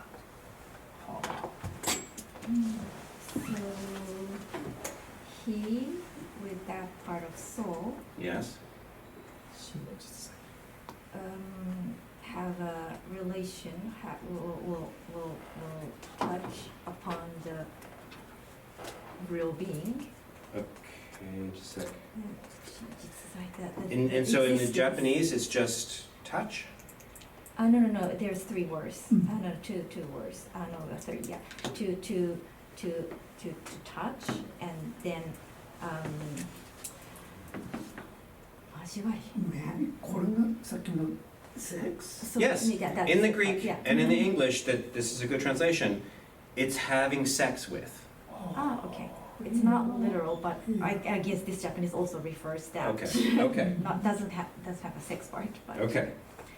and then The Greek, in case you're curious, the Greek here is mignumi. Mignumi, which means mix or have sex with. So, translations that ignore the whole metaphor will say mix with. But that's missing the point. The whole thing is sexual from the beginning. He's erotically charged for this beauty. He grasps it with the part that he's able to grasp with because of his kinship or equality with it. And then he has sex with it. having sex with it, Yeah. and then give birth Yes. to the intelligence and the truth. Yes, And then gain the knowledge. yes, And live the real life yes, and have and grow. I suppose. yes, And then yes, at the very end, his suffering to give birth to. No, up to then, yes, his suffering won't stop. yes. But now it does. Yes. He has peace. In the English, the allusion is more explicit. He's had labor pains. He's been in the pain of a woman who's 9 months pregnant. And it's only afterwards that he has peace, when he's been delivered of something. Now, this is an allusion to something you talked about last week, if I recall, that Socrates' mom was a midwife, and what he did was he went around and talked to people and relieved them of their spiritual children. What Plato's doing here is he's spelling out the entire metaphor from beginning to end. The philosopher is in love. Remember, the soul is in love. The philosopher has a particular kind of love, a love for what's really good. He has sex with what's really good, and then he begets, he gives birth to a number of things. Understanding, knowledge, And only at that point does he find peace. So, the knowledge, etc., that he gives birth to, the relationship that he has with beauty is not described as knowledge. Knowledge is a product of the relationship. So this whole ascent was, we're going for knowledge, what is, but then when he describes it, it's something much more intimate than knowledge. It's not a mind thinking about something. It's a mind uniting with. So that's what I was trying to get at before the break with, it's one thing to think about the forms and reality of being in this way. But then when you go beyond being, then you unite with. That's the mushin, because now there's no thinking, because there's no object. Any more than in sex at the point of orgasm, you're thinking. You're having this experience, and then, having achieved that experience, I did the arrow in. This would be meditation, coming to a self-awareness, and then there's an arrow out, which is production of knowledge, beliefs, virtues, institutions, and so on. You look puzzled. I'll say one more thing and then I'll take your questions. That if this is the way up into the heart of the universe, if you like, into the heart of yourself, this is the way down. This is the writing books, teaching students, forming a family, forming a school, forming a city, living a practical life. Something that you could have done with ordinary mind. And Plato thinks most people do those things with ordinary mind. So what's the difference? What's the difference between, say, forming a school or having a family with ordinary mind versus engaging in philosophy or meditation, having this experience, and then doing those same things? This is what I alluded to with the Suzuki quotation. When asked, what is enlightenment? It's everyday life, but you just glide 2 inches above the surface. You do all the same things, but you do them in light of this. And then when someone says, tell me about enlightenment, there's nothing to say. There's not like, oh, here are the 10 things I learned from my teacher, that, now you have enlightenment. It's instead, I went to China and I had this experience. And then when I come back to Japan to found my school, I don't say, here are the 10 things I learned in China. I'm alluding to something that we talked about at lunch a couple weeks ago. And I forget whether it was you or Yoshi, that one of the, I think it was in your book actually, that one of the Zen masters, Japanese Zen, went to China. And then when he, Dogen, yeah, and then when he came back, he was asked, what did you learn in China?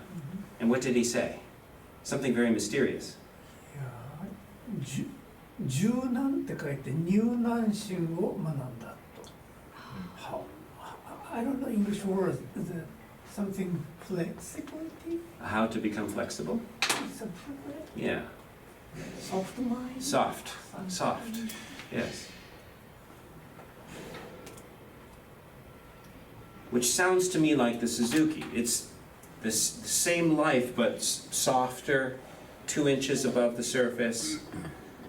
Seeing all of these things in the light of this gives them a magical quality that they wouldn't have otherwise.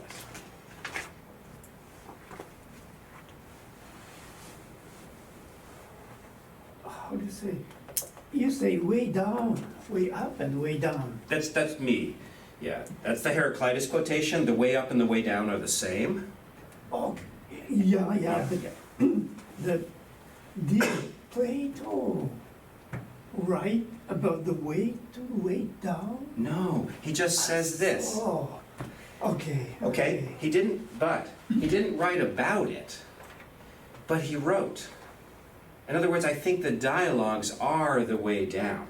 He's producing the dialogues. He's forming the school. He didn't just go way up and then leave and sit in a cave forever by himself. He came to the city and he taught and he tried to form the republic.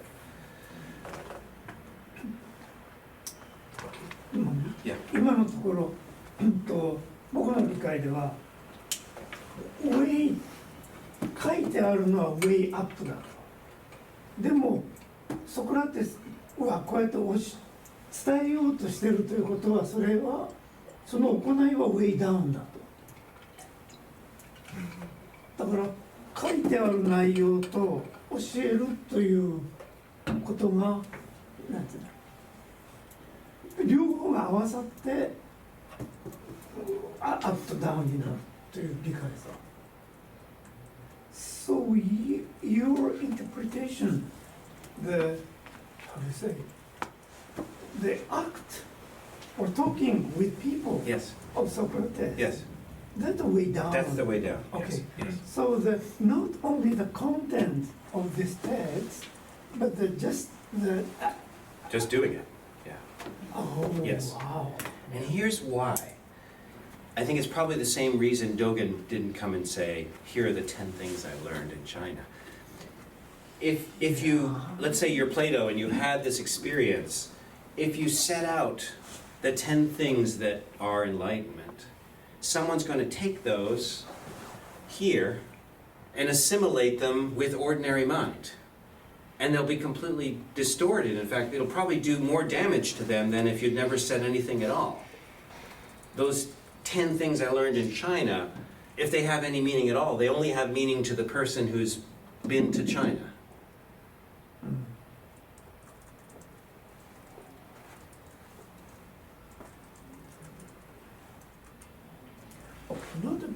Sorry, Dogen.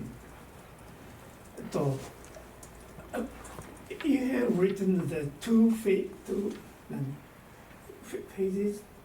the visible, Oh, yeah. invisible, Yes. or yeah. Up here, yeah. Okay, yeah, that. I thought the way to up and down is different. It means it turn around to upwards. Yes. That's using reason. Yes. Using reason, I don't want to stop you, but remember, reason is desire. Reason is not a calculator. Oh, yeah. But the way down, Yes. just acting. Yes. Did he write about the way of thinking of down ways? Yeah. Because you said the Socrates talks with people. That's a way to down. Yes. Yeah? Yes. But Plato talks about the, how to say, the steps or the man, something about, he explained the way to up. Yes. That's book 7, which we The went way into. to The way to down. down. Yes. He He didn't. And so He what did I not. he did not. Oh. And what I'm saying two things. Yeah. He demonstrated it with the dialogues themselves. That is the way down. But notice, the dialogues aren't a list of the 10 things I learned in China. Do you know what I mean when I say that? It's not like, here are the 10 eternal truths that you need to learn. He didn't do that because that's not how you teach people. You don't teach people by saying, here are the 10 eternal truths, because they'll simply assimilate them to their ordinary mind. It's like if you go down into the cave in the allegory, and you stand behind the people who are looking at the images, there's no point in describing the outside world, because they will only understand it in terms of the images. In fact, you will have done them harm, because now the language of there's another world will have been re-assimilated into the image world. It'll be that much harder to pull them away. Mm. So we are looking at like the books from book 1 to book 10. Looks like there's a 10 or 11 or whatever, like a collection of items of things we have to learn, we have to step on. But like they in this book are just actually talking together. Yes. This is not what, like, this is totally different from our learning Plato's, like Socrates, you know, like a dialogue. We not, how to say, we just looking at this book. So, which means, looks like there is a collection of items to learn Yes. already, but for them in this book, they don't have. They're just having a dialogue with Socrates. Yes. So I was looking at like 518, like education is not the putting knowledge Yes. or some stuffs Yes. into your mind. That's right. Education is to turn you around. That's right.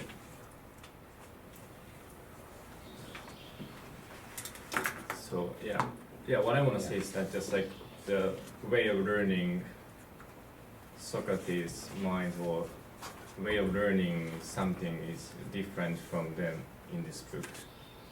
Like the leader and the people in this book, they're having a dialogue.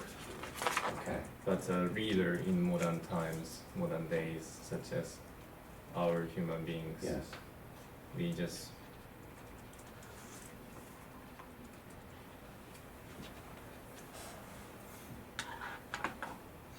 we are able to overview this book.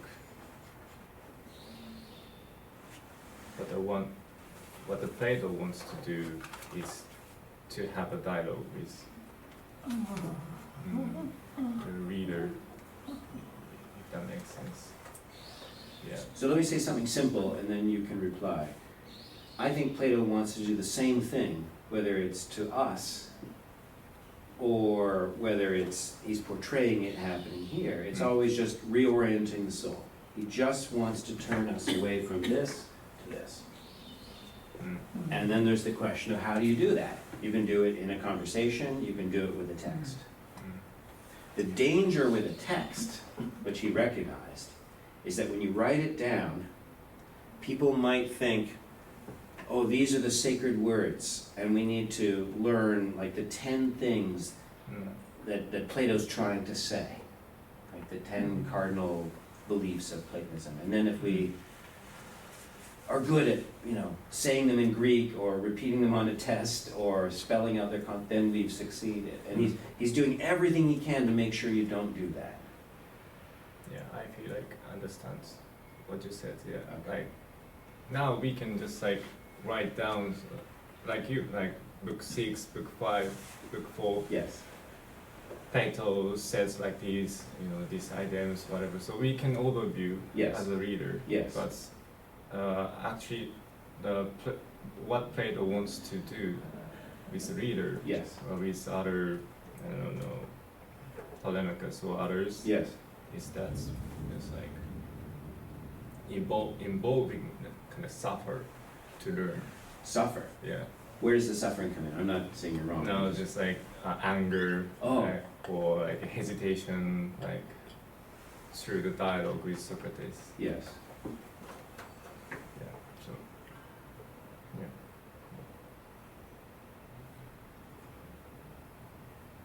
So just a comment. Yeah.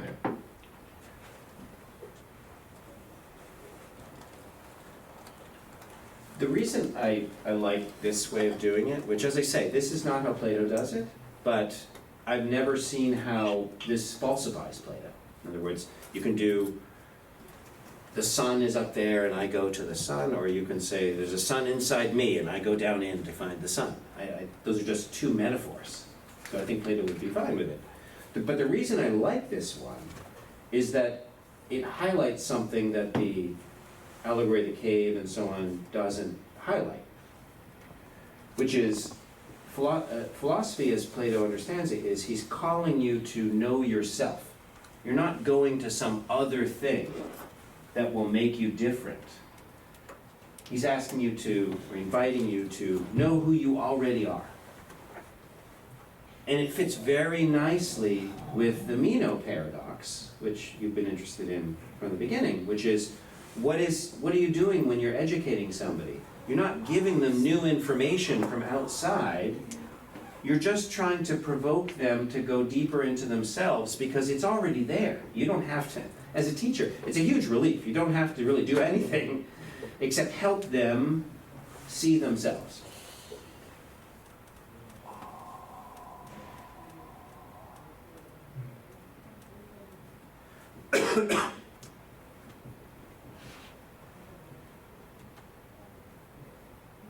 But the danger, of course, is anytime you write anything down, it can be used in a different way. So this text can be used as, a thing from the outside that I'm putting in your soul. Or you're reading it and it's coming to you from the outside. And this is what I heard you saying, you get the overview, book 1, book 5, you know how to find the passages, you know Plato's epistemology, you know how it connects with his psychology, and so on. That's all very nice, there's nothing wrong with that. The problem is only if you think that's what it was all about. If you do all that without reorientation to within, then it was pointless. And in fact, it's worse than pointless, because then you've confused that with wisdom. Just a description. Yeah. Like, looking at the image. That's right. Looking at something like a sun from the chair. That's right. Tracks, That's right. That's right.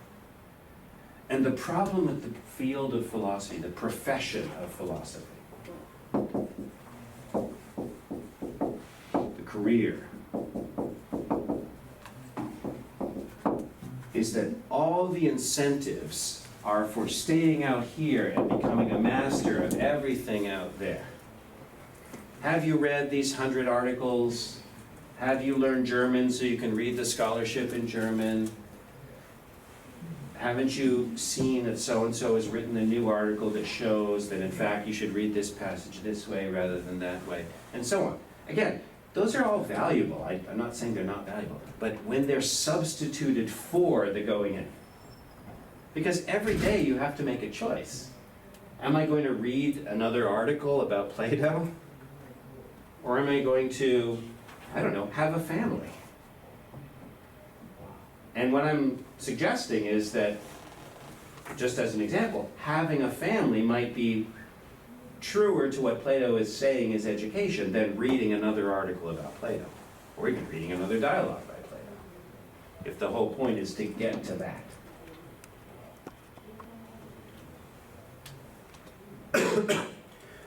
So in book 7, which I'm not going to be able to do systematically, but this is a nice time to make that point. He just outlines the curriculum of the philosopher. How do you train a philosopher? So we had in book 3, education.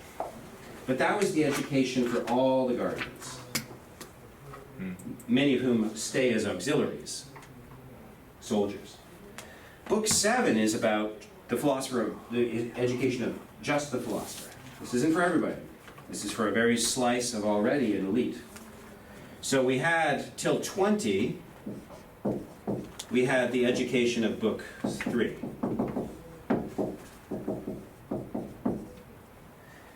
That was music and gymnastics. And he's actually explicit in book 7 in a way I'd forgotten, that the really hardcore gymnastics comes between 18 and 20. That's when there's very rigorous physical training that's going to be used as a filtering mechanism. But then at 20 to 30, there's one subject that's studied for 10 years. What is that one subject? He breaks it down into subfields. The first subfield is calculation, and then geometry, and then solid geometry,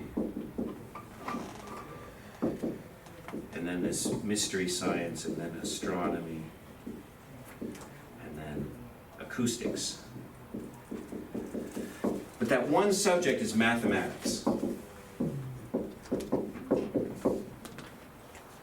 And these are all just increasingly sophisticated mathematics. Calculation, you deal just with numbers. Geometry, you deal with numbers on a plane surface, quantities of plane surface, solid, 3 dimensions. Then this is solid geometry in motion. I'm saying X because he says this doesn't exist yet, but this should be studied. And then astronomy, which they wanted to jump to from solid geometry. That's solid bodies, the planets moving in space. He's saying we should study it in the abstract before we study it with our senses. And then acoustics, or harmonics. So be studying the mathematical relationship among sounds. But it's all just varieties of mathematics. I mean, unless you're interested in the particularities of these sciences, it's why mathematics? 10 whole years.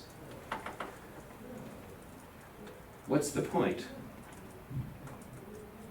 Grasping one. Yes? Grasping what the one is. Yeah, not the one. Not the one. You've gone a little bit too far. But you got the fundamental thought, which is gymnastics, although you're using your body, the goal is not to make your body fit. That's a nice consequence. But the goal is to train your soul. So too in mathematics. The goal is not to be super proficient at mathematics so that you can solve problems. The goal is to do something to your soul. So, what do we have here? What do we have here? What do we have here? What do we have here? I could go on. What do we have here? 2 weeks. 2 books, 2 markers, 2 books, 2 markers, 2 things. What does mathematics do? It allows you, at the very most basic level, to see that these share something. These share bookness with these, but not with these, but they share something called 2. There's 2, 2, 2, 2, 2. Well, mathematics is the study not of 2 books or 2 markers, it's the study of 2. But where is that, the number 2? 2 books are here in this space. 2 markers are here in this space, and they're not there now. But they're there again. I keep making 2s appear and disappear. But the number 2, is it appearing and disappearing? No. Where is it? Somewhere. Over the rainbow? It's outside space and time. It can appear at any place, at any time, but it itself, the number 2, is not in space and it's not in time. And all of this will train the philosopher's mind to focus on, to reorient towards eternal beings. Things that are outside space and time. Things like the form of beauty. And ultimately, the one. But that doesn't get us there. It merely it reorients us towards being. There are 2 more stages in the training of the philosopher. So 20 to 30, there's a phase from 30 to 35. What's studied for 5 years? He says 4, 6, let's just settle on 5. Dialectic.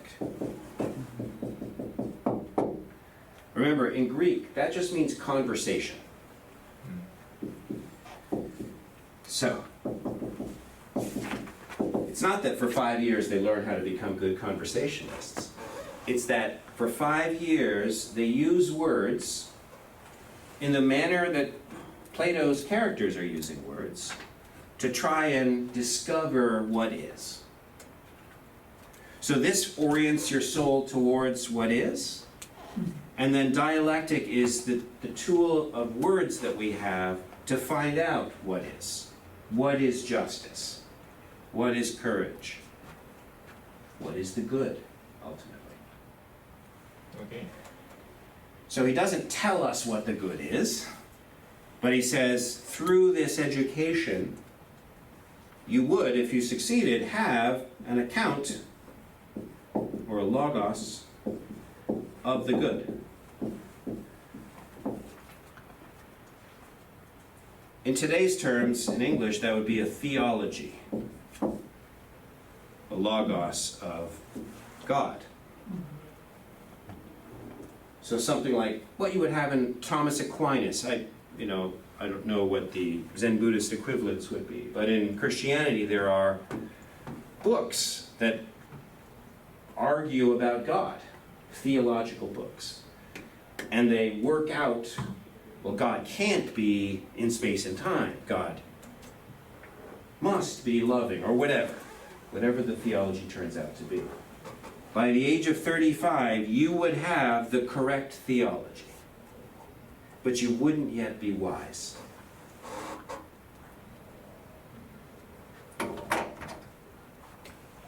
"35 to 50 is the last stage of the education. Practical administration. You would leave school completely, and you would run the Department of Internal Affairs. You would be the mayor of a city. You would have some political post. You would be responsible for people. And why does it have to be 15 years? Well, these are vague. They don't have to be 15 years. This doesn't have to be 5 years. But 15 is a long time. And he doesn't say anything that will happen. Because for every person, it will be different. But the same thing will have to happen for each person. This theology that they've got, this understanding of what's best in life, through 15 years of living life in a role of responsibility, not living it passively, having to make decisions about what's best. Through 15 years, whether it's 10, whether it's 20, at a certain point, this will become apparent in this.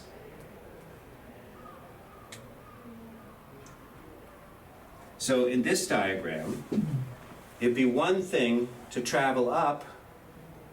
This would be the account of the good. But then he thinks you need 15 years to actually experience the good, to have this sexual relationship with it. And only then would you be a philosopher, king or queen, which is to say, have sovereign responsibility for your city, for the way down. So these 15 years, they don't teach you the 10 things I learned in China, or the 10 eternal truths of Platonism, or whatever. You've gotten those by this point. This is seeing them in the world. Seeing the good as it manifests itself in everyday life. And he thinks, that's the only way you can really see it. You don't see it as a separate object. You see it as it manifests itself. And again, that's why I like this Suzuki quotation. It's not that you have some radiant divine experience. It's rather that everyday life takes on a different character.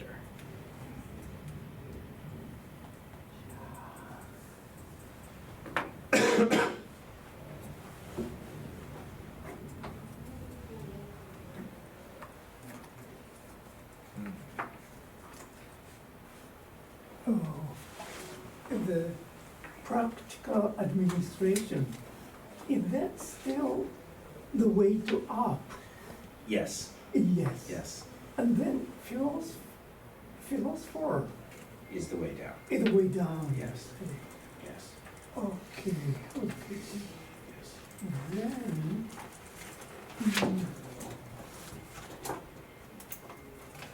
my question is, no. Please. For philosophers, are there such two boundaries? No, that's a good way of putting it. Yeah, for the philosopher, the boundary disappears. Disappears. Yes. It means, for philosophers, appearance is just appearance of reality. That's right. That's right. So that there's two types of appearance Mhm. for the beginners Yes. and for the philosophers. Yes. But it sounds very close to, let's say, Eastern philosophy. Yes. And we have learned Platon theory. It's, oh no. Philosophical politics is just that down and then. Okay. Oh, then, yeah, the Platon, whole theory of Platon is close to, let's say, Eastern philosophy At this point, yes. at this point. Way up and down.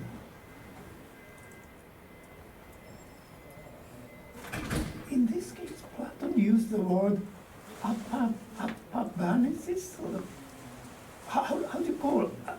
Way up and up down. Oh, apophasis? Apophasis. Is that what you're talking about? So, apophasis and cataphasis? Cataphasis. These are Greek for speaking about something and refusing to speak about it. So, very Platonic style in theology is to describe God. Say God is all good, for example. That's cataphasis. You're saying, here's God and he's got a quality. He's good. Cataphasis would say, no goodness in God. Because goodness is a quality and God is beyond qualities. Yeah. Cataphasis is a good down. Oh, cataphasis, catabasis is going down. Cataphasis. Yeah. Oh, Yes.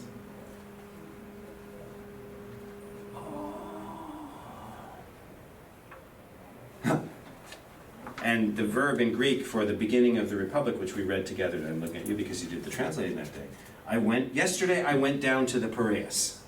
That's catabasis. I went down to the Piraeus. And I was trying to go home, but then the slave grabbed me, and I had to turn back and go down and teach some more. Is it a cataphasis? Yes. So, but you say way up. Yes. In this? Well, not in this. This is mine. Okay, yeah. Yeah. Okay, but that's, I think that's very important because the image to up Yes. and to down, Yes. and we understand your metaphor. Go way up and come down. But the meaning of catabasis, according to your Yes. picture, Yes. way up. I'm so confused now. Okay. What shall I say?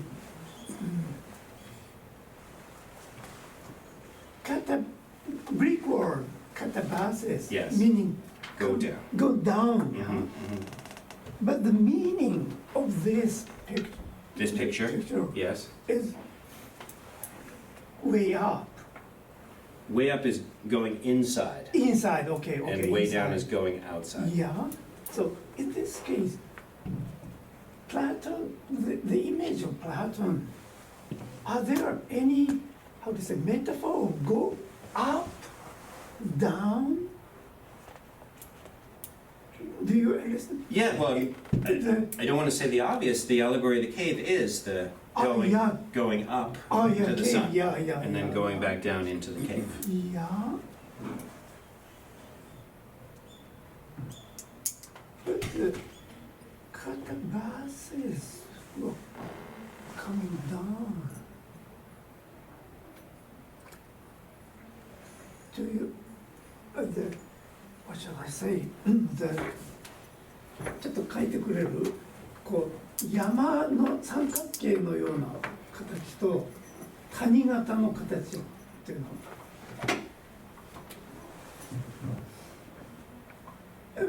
まあこれはいらなくて三角形だけでいい。OK。そして今度は谷になる。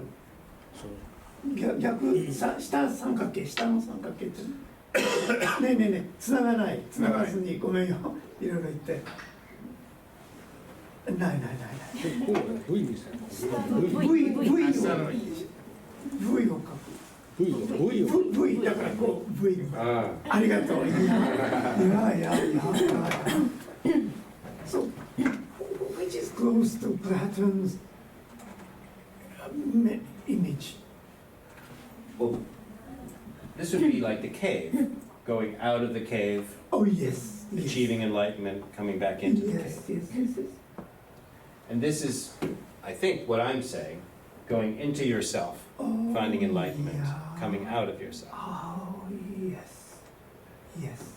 But I believe that it doesn't matter. These are just two metaphors for describing the same thing, which is achieving enlightenment and then living your life. Yes, but for example, Christian metaphor, they Yes. said, Yes. or sublimation. Yes. But in Zen metaphor, Yes. going down. That's right. That's right. So I think your interpretation is close to Yes. Eastern Yes. understanding. In this respect, yes. In this respect, yes. And it's a way in which I think Plato has been distorted in the West because of this Christian understanding. Yeah. Yes. Yes. So, I mean, I think it's very clear now. In Christianity, there's another being, God. And I am called to go towards God. Whereas in Zen, the calling is to go into yourself. You're not going to another thing. Yeah. And it's very clear to me that in Plato, forget Zen, forget Christianity, you're going to yourself. It's very easy in the West, because of Christianity and other ways of thinking, that to think of the allegory of the cave, literally, you're leaving somewhere and going and looking at another being. But there's no way to make sense of what he does with that allegory. In other words, that's a terrific story for teaching, but we shouldn't take it too literally. Plato thinks that once you achieve understanding of the good, you will be a good person. If it's understanding some different being, there's no explanation for why it would change you. But if the understanding is now having a different relationship with yourself, well, of course you're going to be a different person. That's the different relationship with yourself. Let me be more specific. There's a famous paradox in the Meno. It's in the Meno, and it's in a dialogue called the Protagoras. And in Greek, the paradox is called akrasia.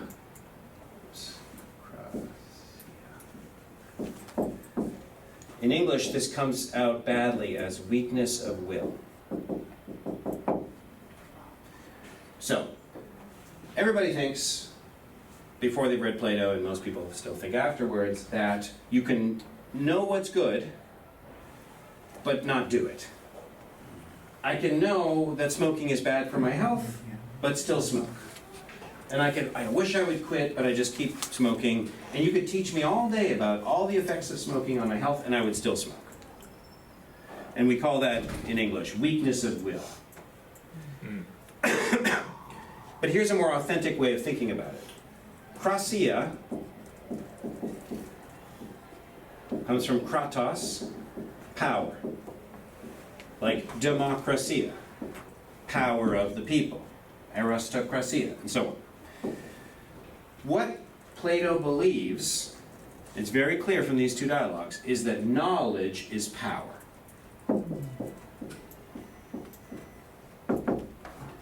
So, if you know what's good, you must do what's good. And the must there is not a finger-wagging moralizing. It's like saying, if you're a human being, you must breathe. If you know the good, you must do the good. It's a logical necessity, according to Plato. But most people say, well, wait a second, I know I shouldn't smoke, but I still smoke. And the only way I can make any sense of that paradox is if knowledge is not about something, but knowledge is being a different kind of being. And this picture makes sense of that. That when I know the good, I've now changed my relationship with myself. I am in tune with the good. So that when I go on the way down, I do good things.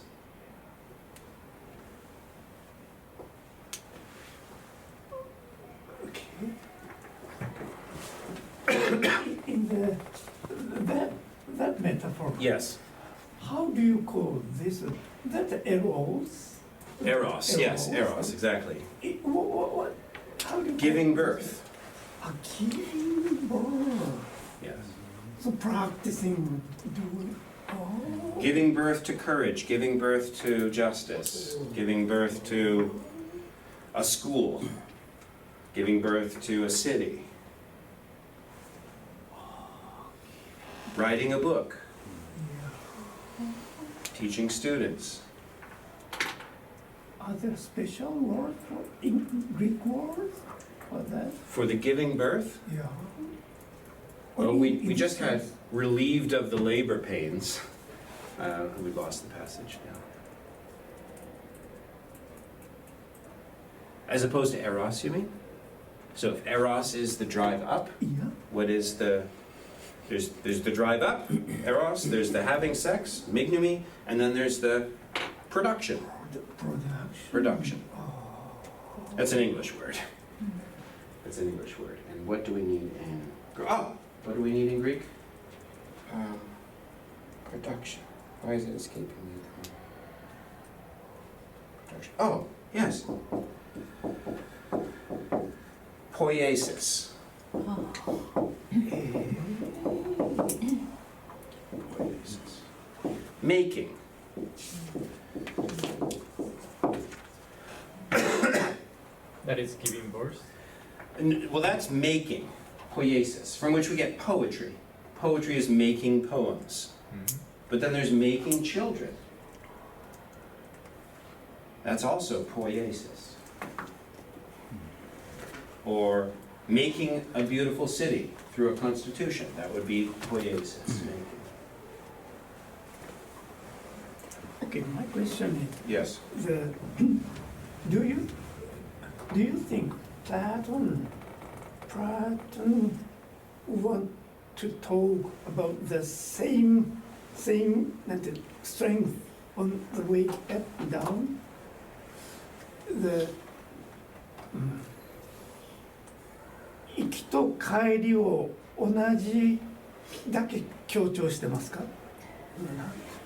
Does it put the importance of both ways to go up and down as the same amount? Yeah. Is it one is much more qualifier than the other, or Yes. Yes. is there any difference in Yes. those two ways?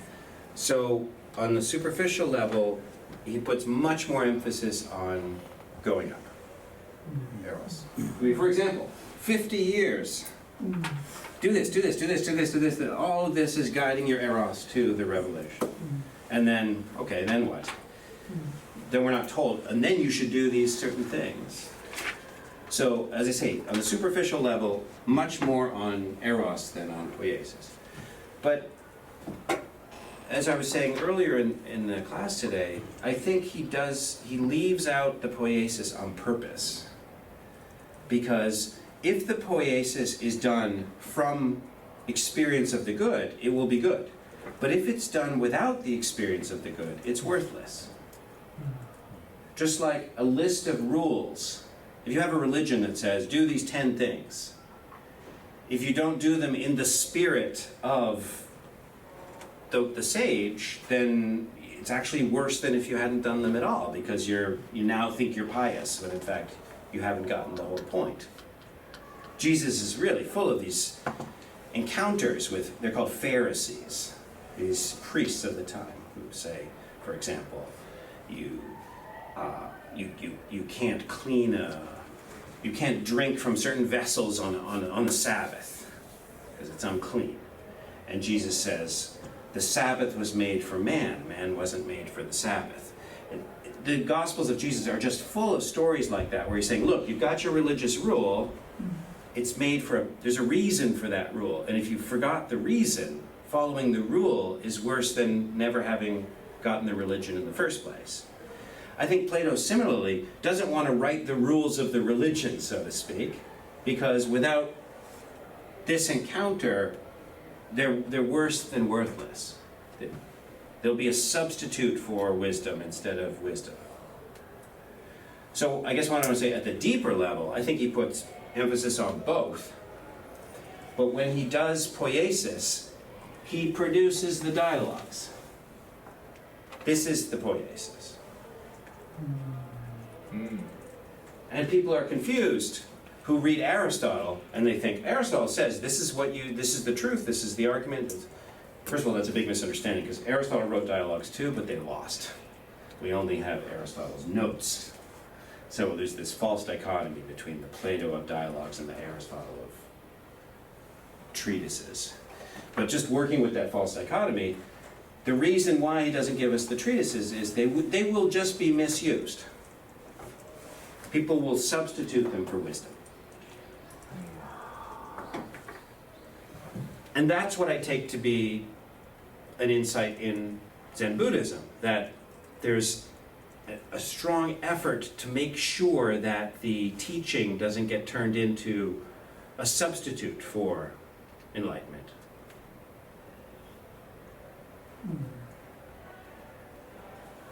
And that's why the responses of the Zen masters are, to me, that's my understanding, that's why they're so mysterious. It's like the student wants to know, what is virtue? Tell me.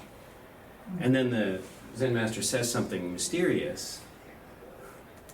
I don't have the encyclopedic knowledge, you would remember particular encounters, but I think the reason is that if the Zen master were to say, virtue is having a rightly ordered soul, like what we've seen, then the student is going to go away and think, oh, I've got to have my rightly ordered soul now, and will miss the whole point.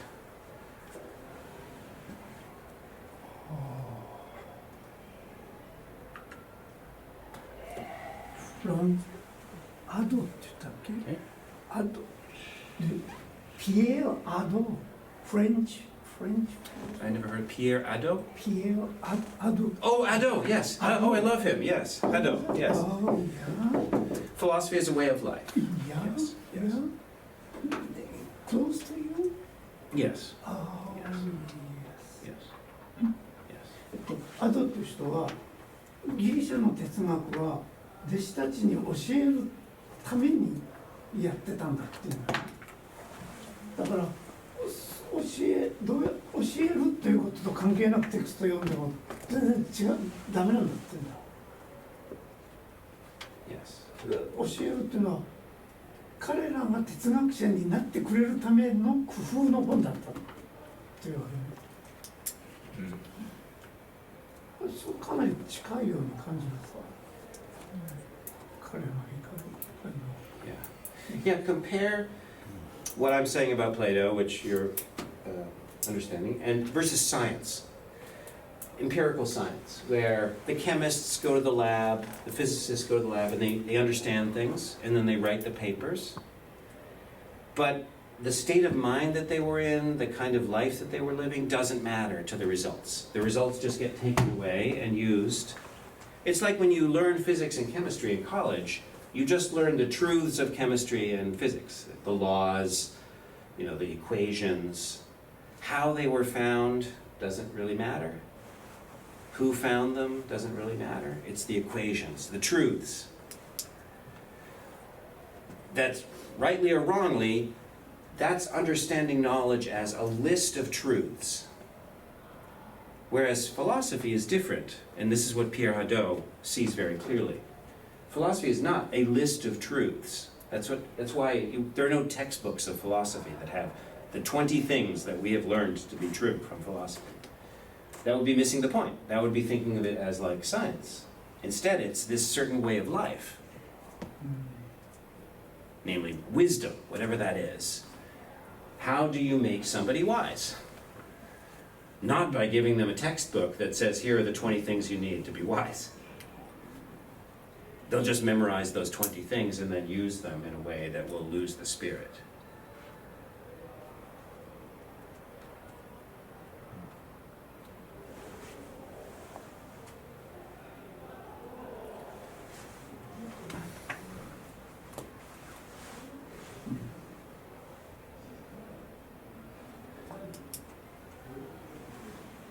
But in our society, a technological society, a society of profession and philosophy and so on, it gets turned into something like science,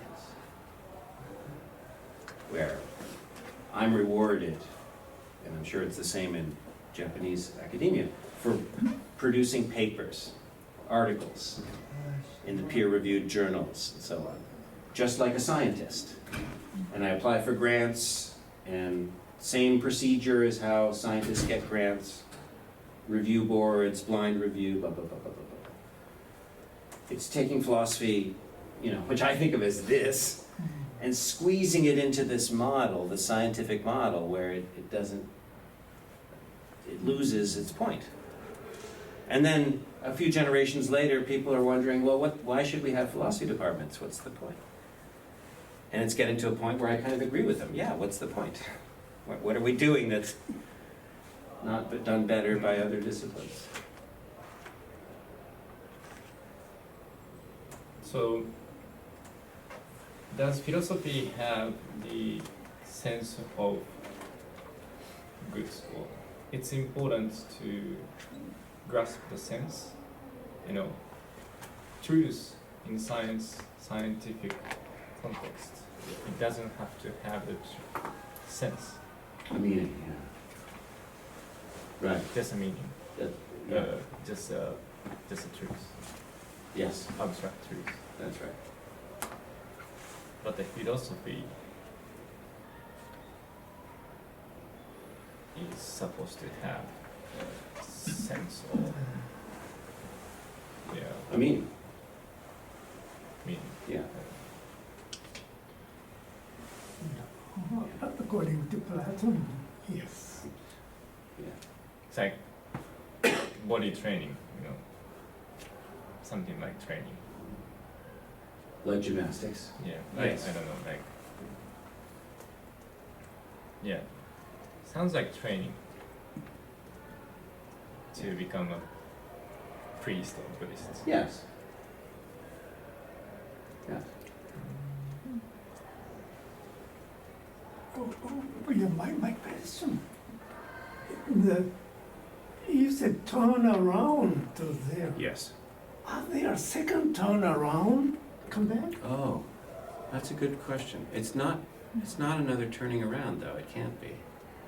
Huh. Maybe the metaphor doesn't work at that point. So with love of wisdom, one Yeah. look for something beyond, Yeah, something yeah, beyond, yeah, something yeah, beyond. yeah. But there's no poiesis. Right. How or where can philosopher get awareness? It's not only the way. Yes, I see, yes. So, simple answer is reorientation. So here I am, an ordinary mind, living my everyday life. I've never heard of Plato. I just want to be a physician or something. And then I get puzzled by things, or I have a teacher who introduces doubts. And then the reorientation makes sense. I start focusing on something else. Other questions, other ways of thinking. It could look like this. It could be very different, but let's just imagine it's something like this. Then when I go back to being a physician, which maybe I never left, maybe I was a physician all along, and this is something I did in the evening. I don't think it would be turning away from the good and now looking at appendicitis. I think it would be looking at appendicitis in a different way. So the orientation towards the good is still maintained. And let's just use that example. You're back. We talked about your appendicitis for a week. Remember? The physician's goal is to heal the appendicitis. That's the craft. And not to ask, would it be good for you to be healed or not? Because sometimes it's bad for you to be healed. I mean, what if you've lived a very good life, Miyamoto, and then you have appendicitis, and I heal you of your appendicitis, and then you go on to live a wicked life? Maybe it would have been better if you died before I healed you. Maybe not. And I'm not presuming to be the one to judge, but the physician's concern is only with the appendicitis. Heal it, don't heal it. The philosopher's concern is with what's best. What would it be to be a physician with a philosophical mind? It would be thinking, is it best for me to do this? And it's a very stark example in the case of not helping. No, very, very rarely would a physician not help a patient. It's hard to imagine. But imagine any craft that you do, when you add the question, should I be doing this or not? That's a very different way of doing it while you're still doing the same things. I think it's better than the physician is the teacher example. Presumably you've had this experience where you're teaching, and if you were just thinking of conveying the knowledge, and that's what a good teacher is, you do it. If somebody wants to learn it, you do it. But haven't you had that experience as a teacher thinking, this knowledge would not be good for this person at this point in their life? But if you're operating strictly as I convey knowledge, then you would do it. But if you think, I convey knowledge when it's best to convey knowledge, and I withhold knowledge when it's best to withhold knowledge, I think that's a much better teacher than the first one. And Plato talks about that in Book 7. Dialectic, this conversational task. Another way of thinking about it is arguments, winning arguments. It's quite dangerous to teach a certain kind of person how to win an argument if they're only going to use that ability to achieve more honor and money, and they're not going to use it to pursue the truth. And so Plato thinks, don't teach this to kids. Don't teach it to 25-year-olds. Only once they have the right orientation of soul towards reality can they then handle this. And I can attest to that because the way I was trained in philosophy in America, analytic philosophy it's called, is arguments, fallacies, distinctions. Anyone who has that training can win any argument. That's a sophist. But it's not good for you.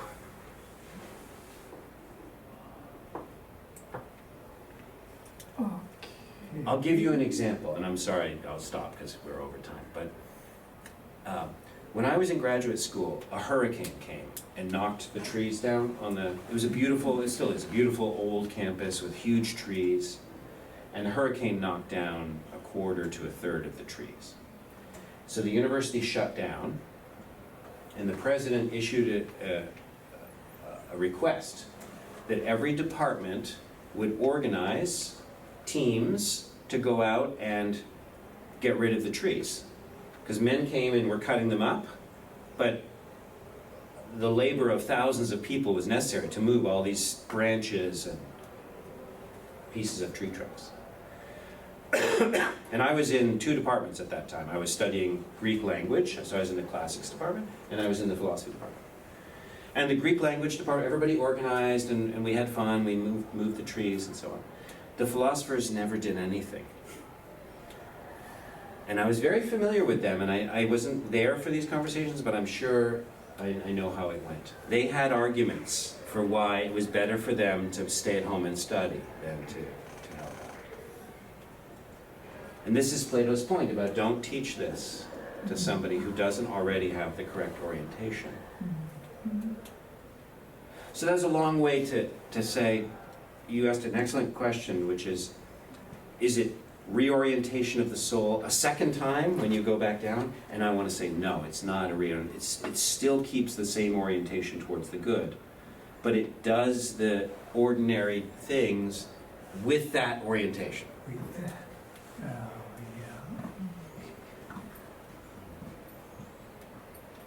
Okay, I'm sorry. I've kept people waiting. Okay, so next time. Well, we didn't really do much of book 6. Next time, books 8 and 9. Read books 8, read 10 too, but I won't get to it, I'm sure. But 8 and 9, because that's where he comes back down. It's his way down where he does vice and different types of bad cities, different types of bad souls.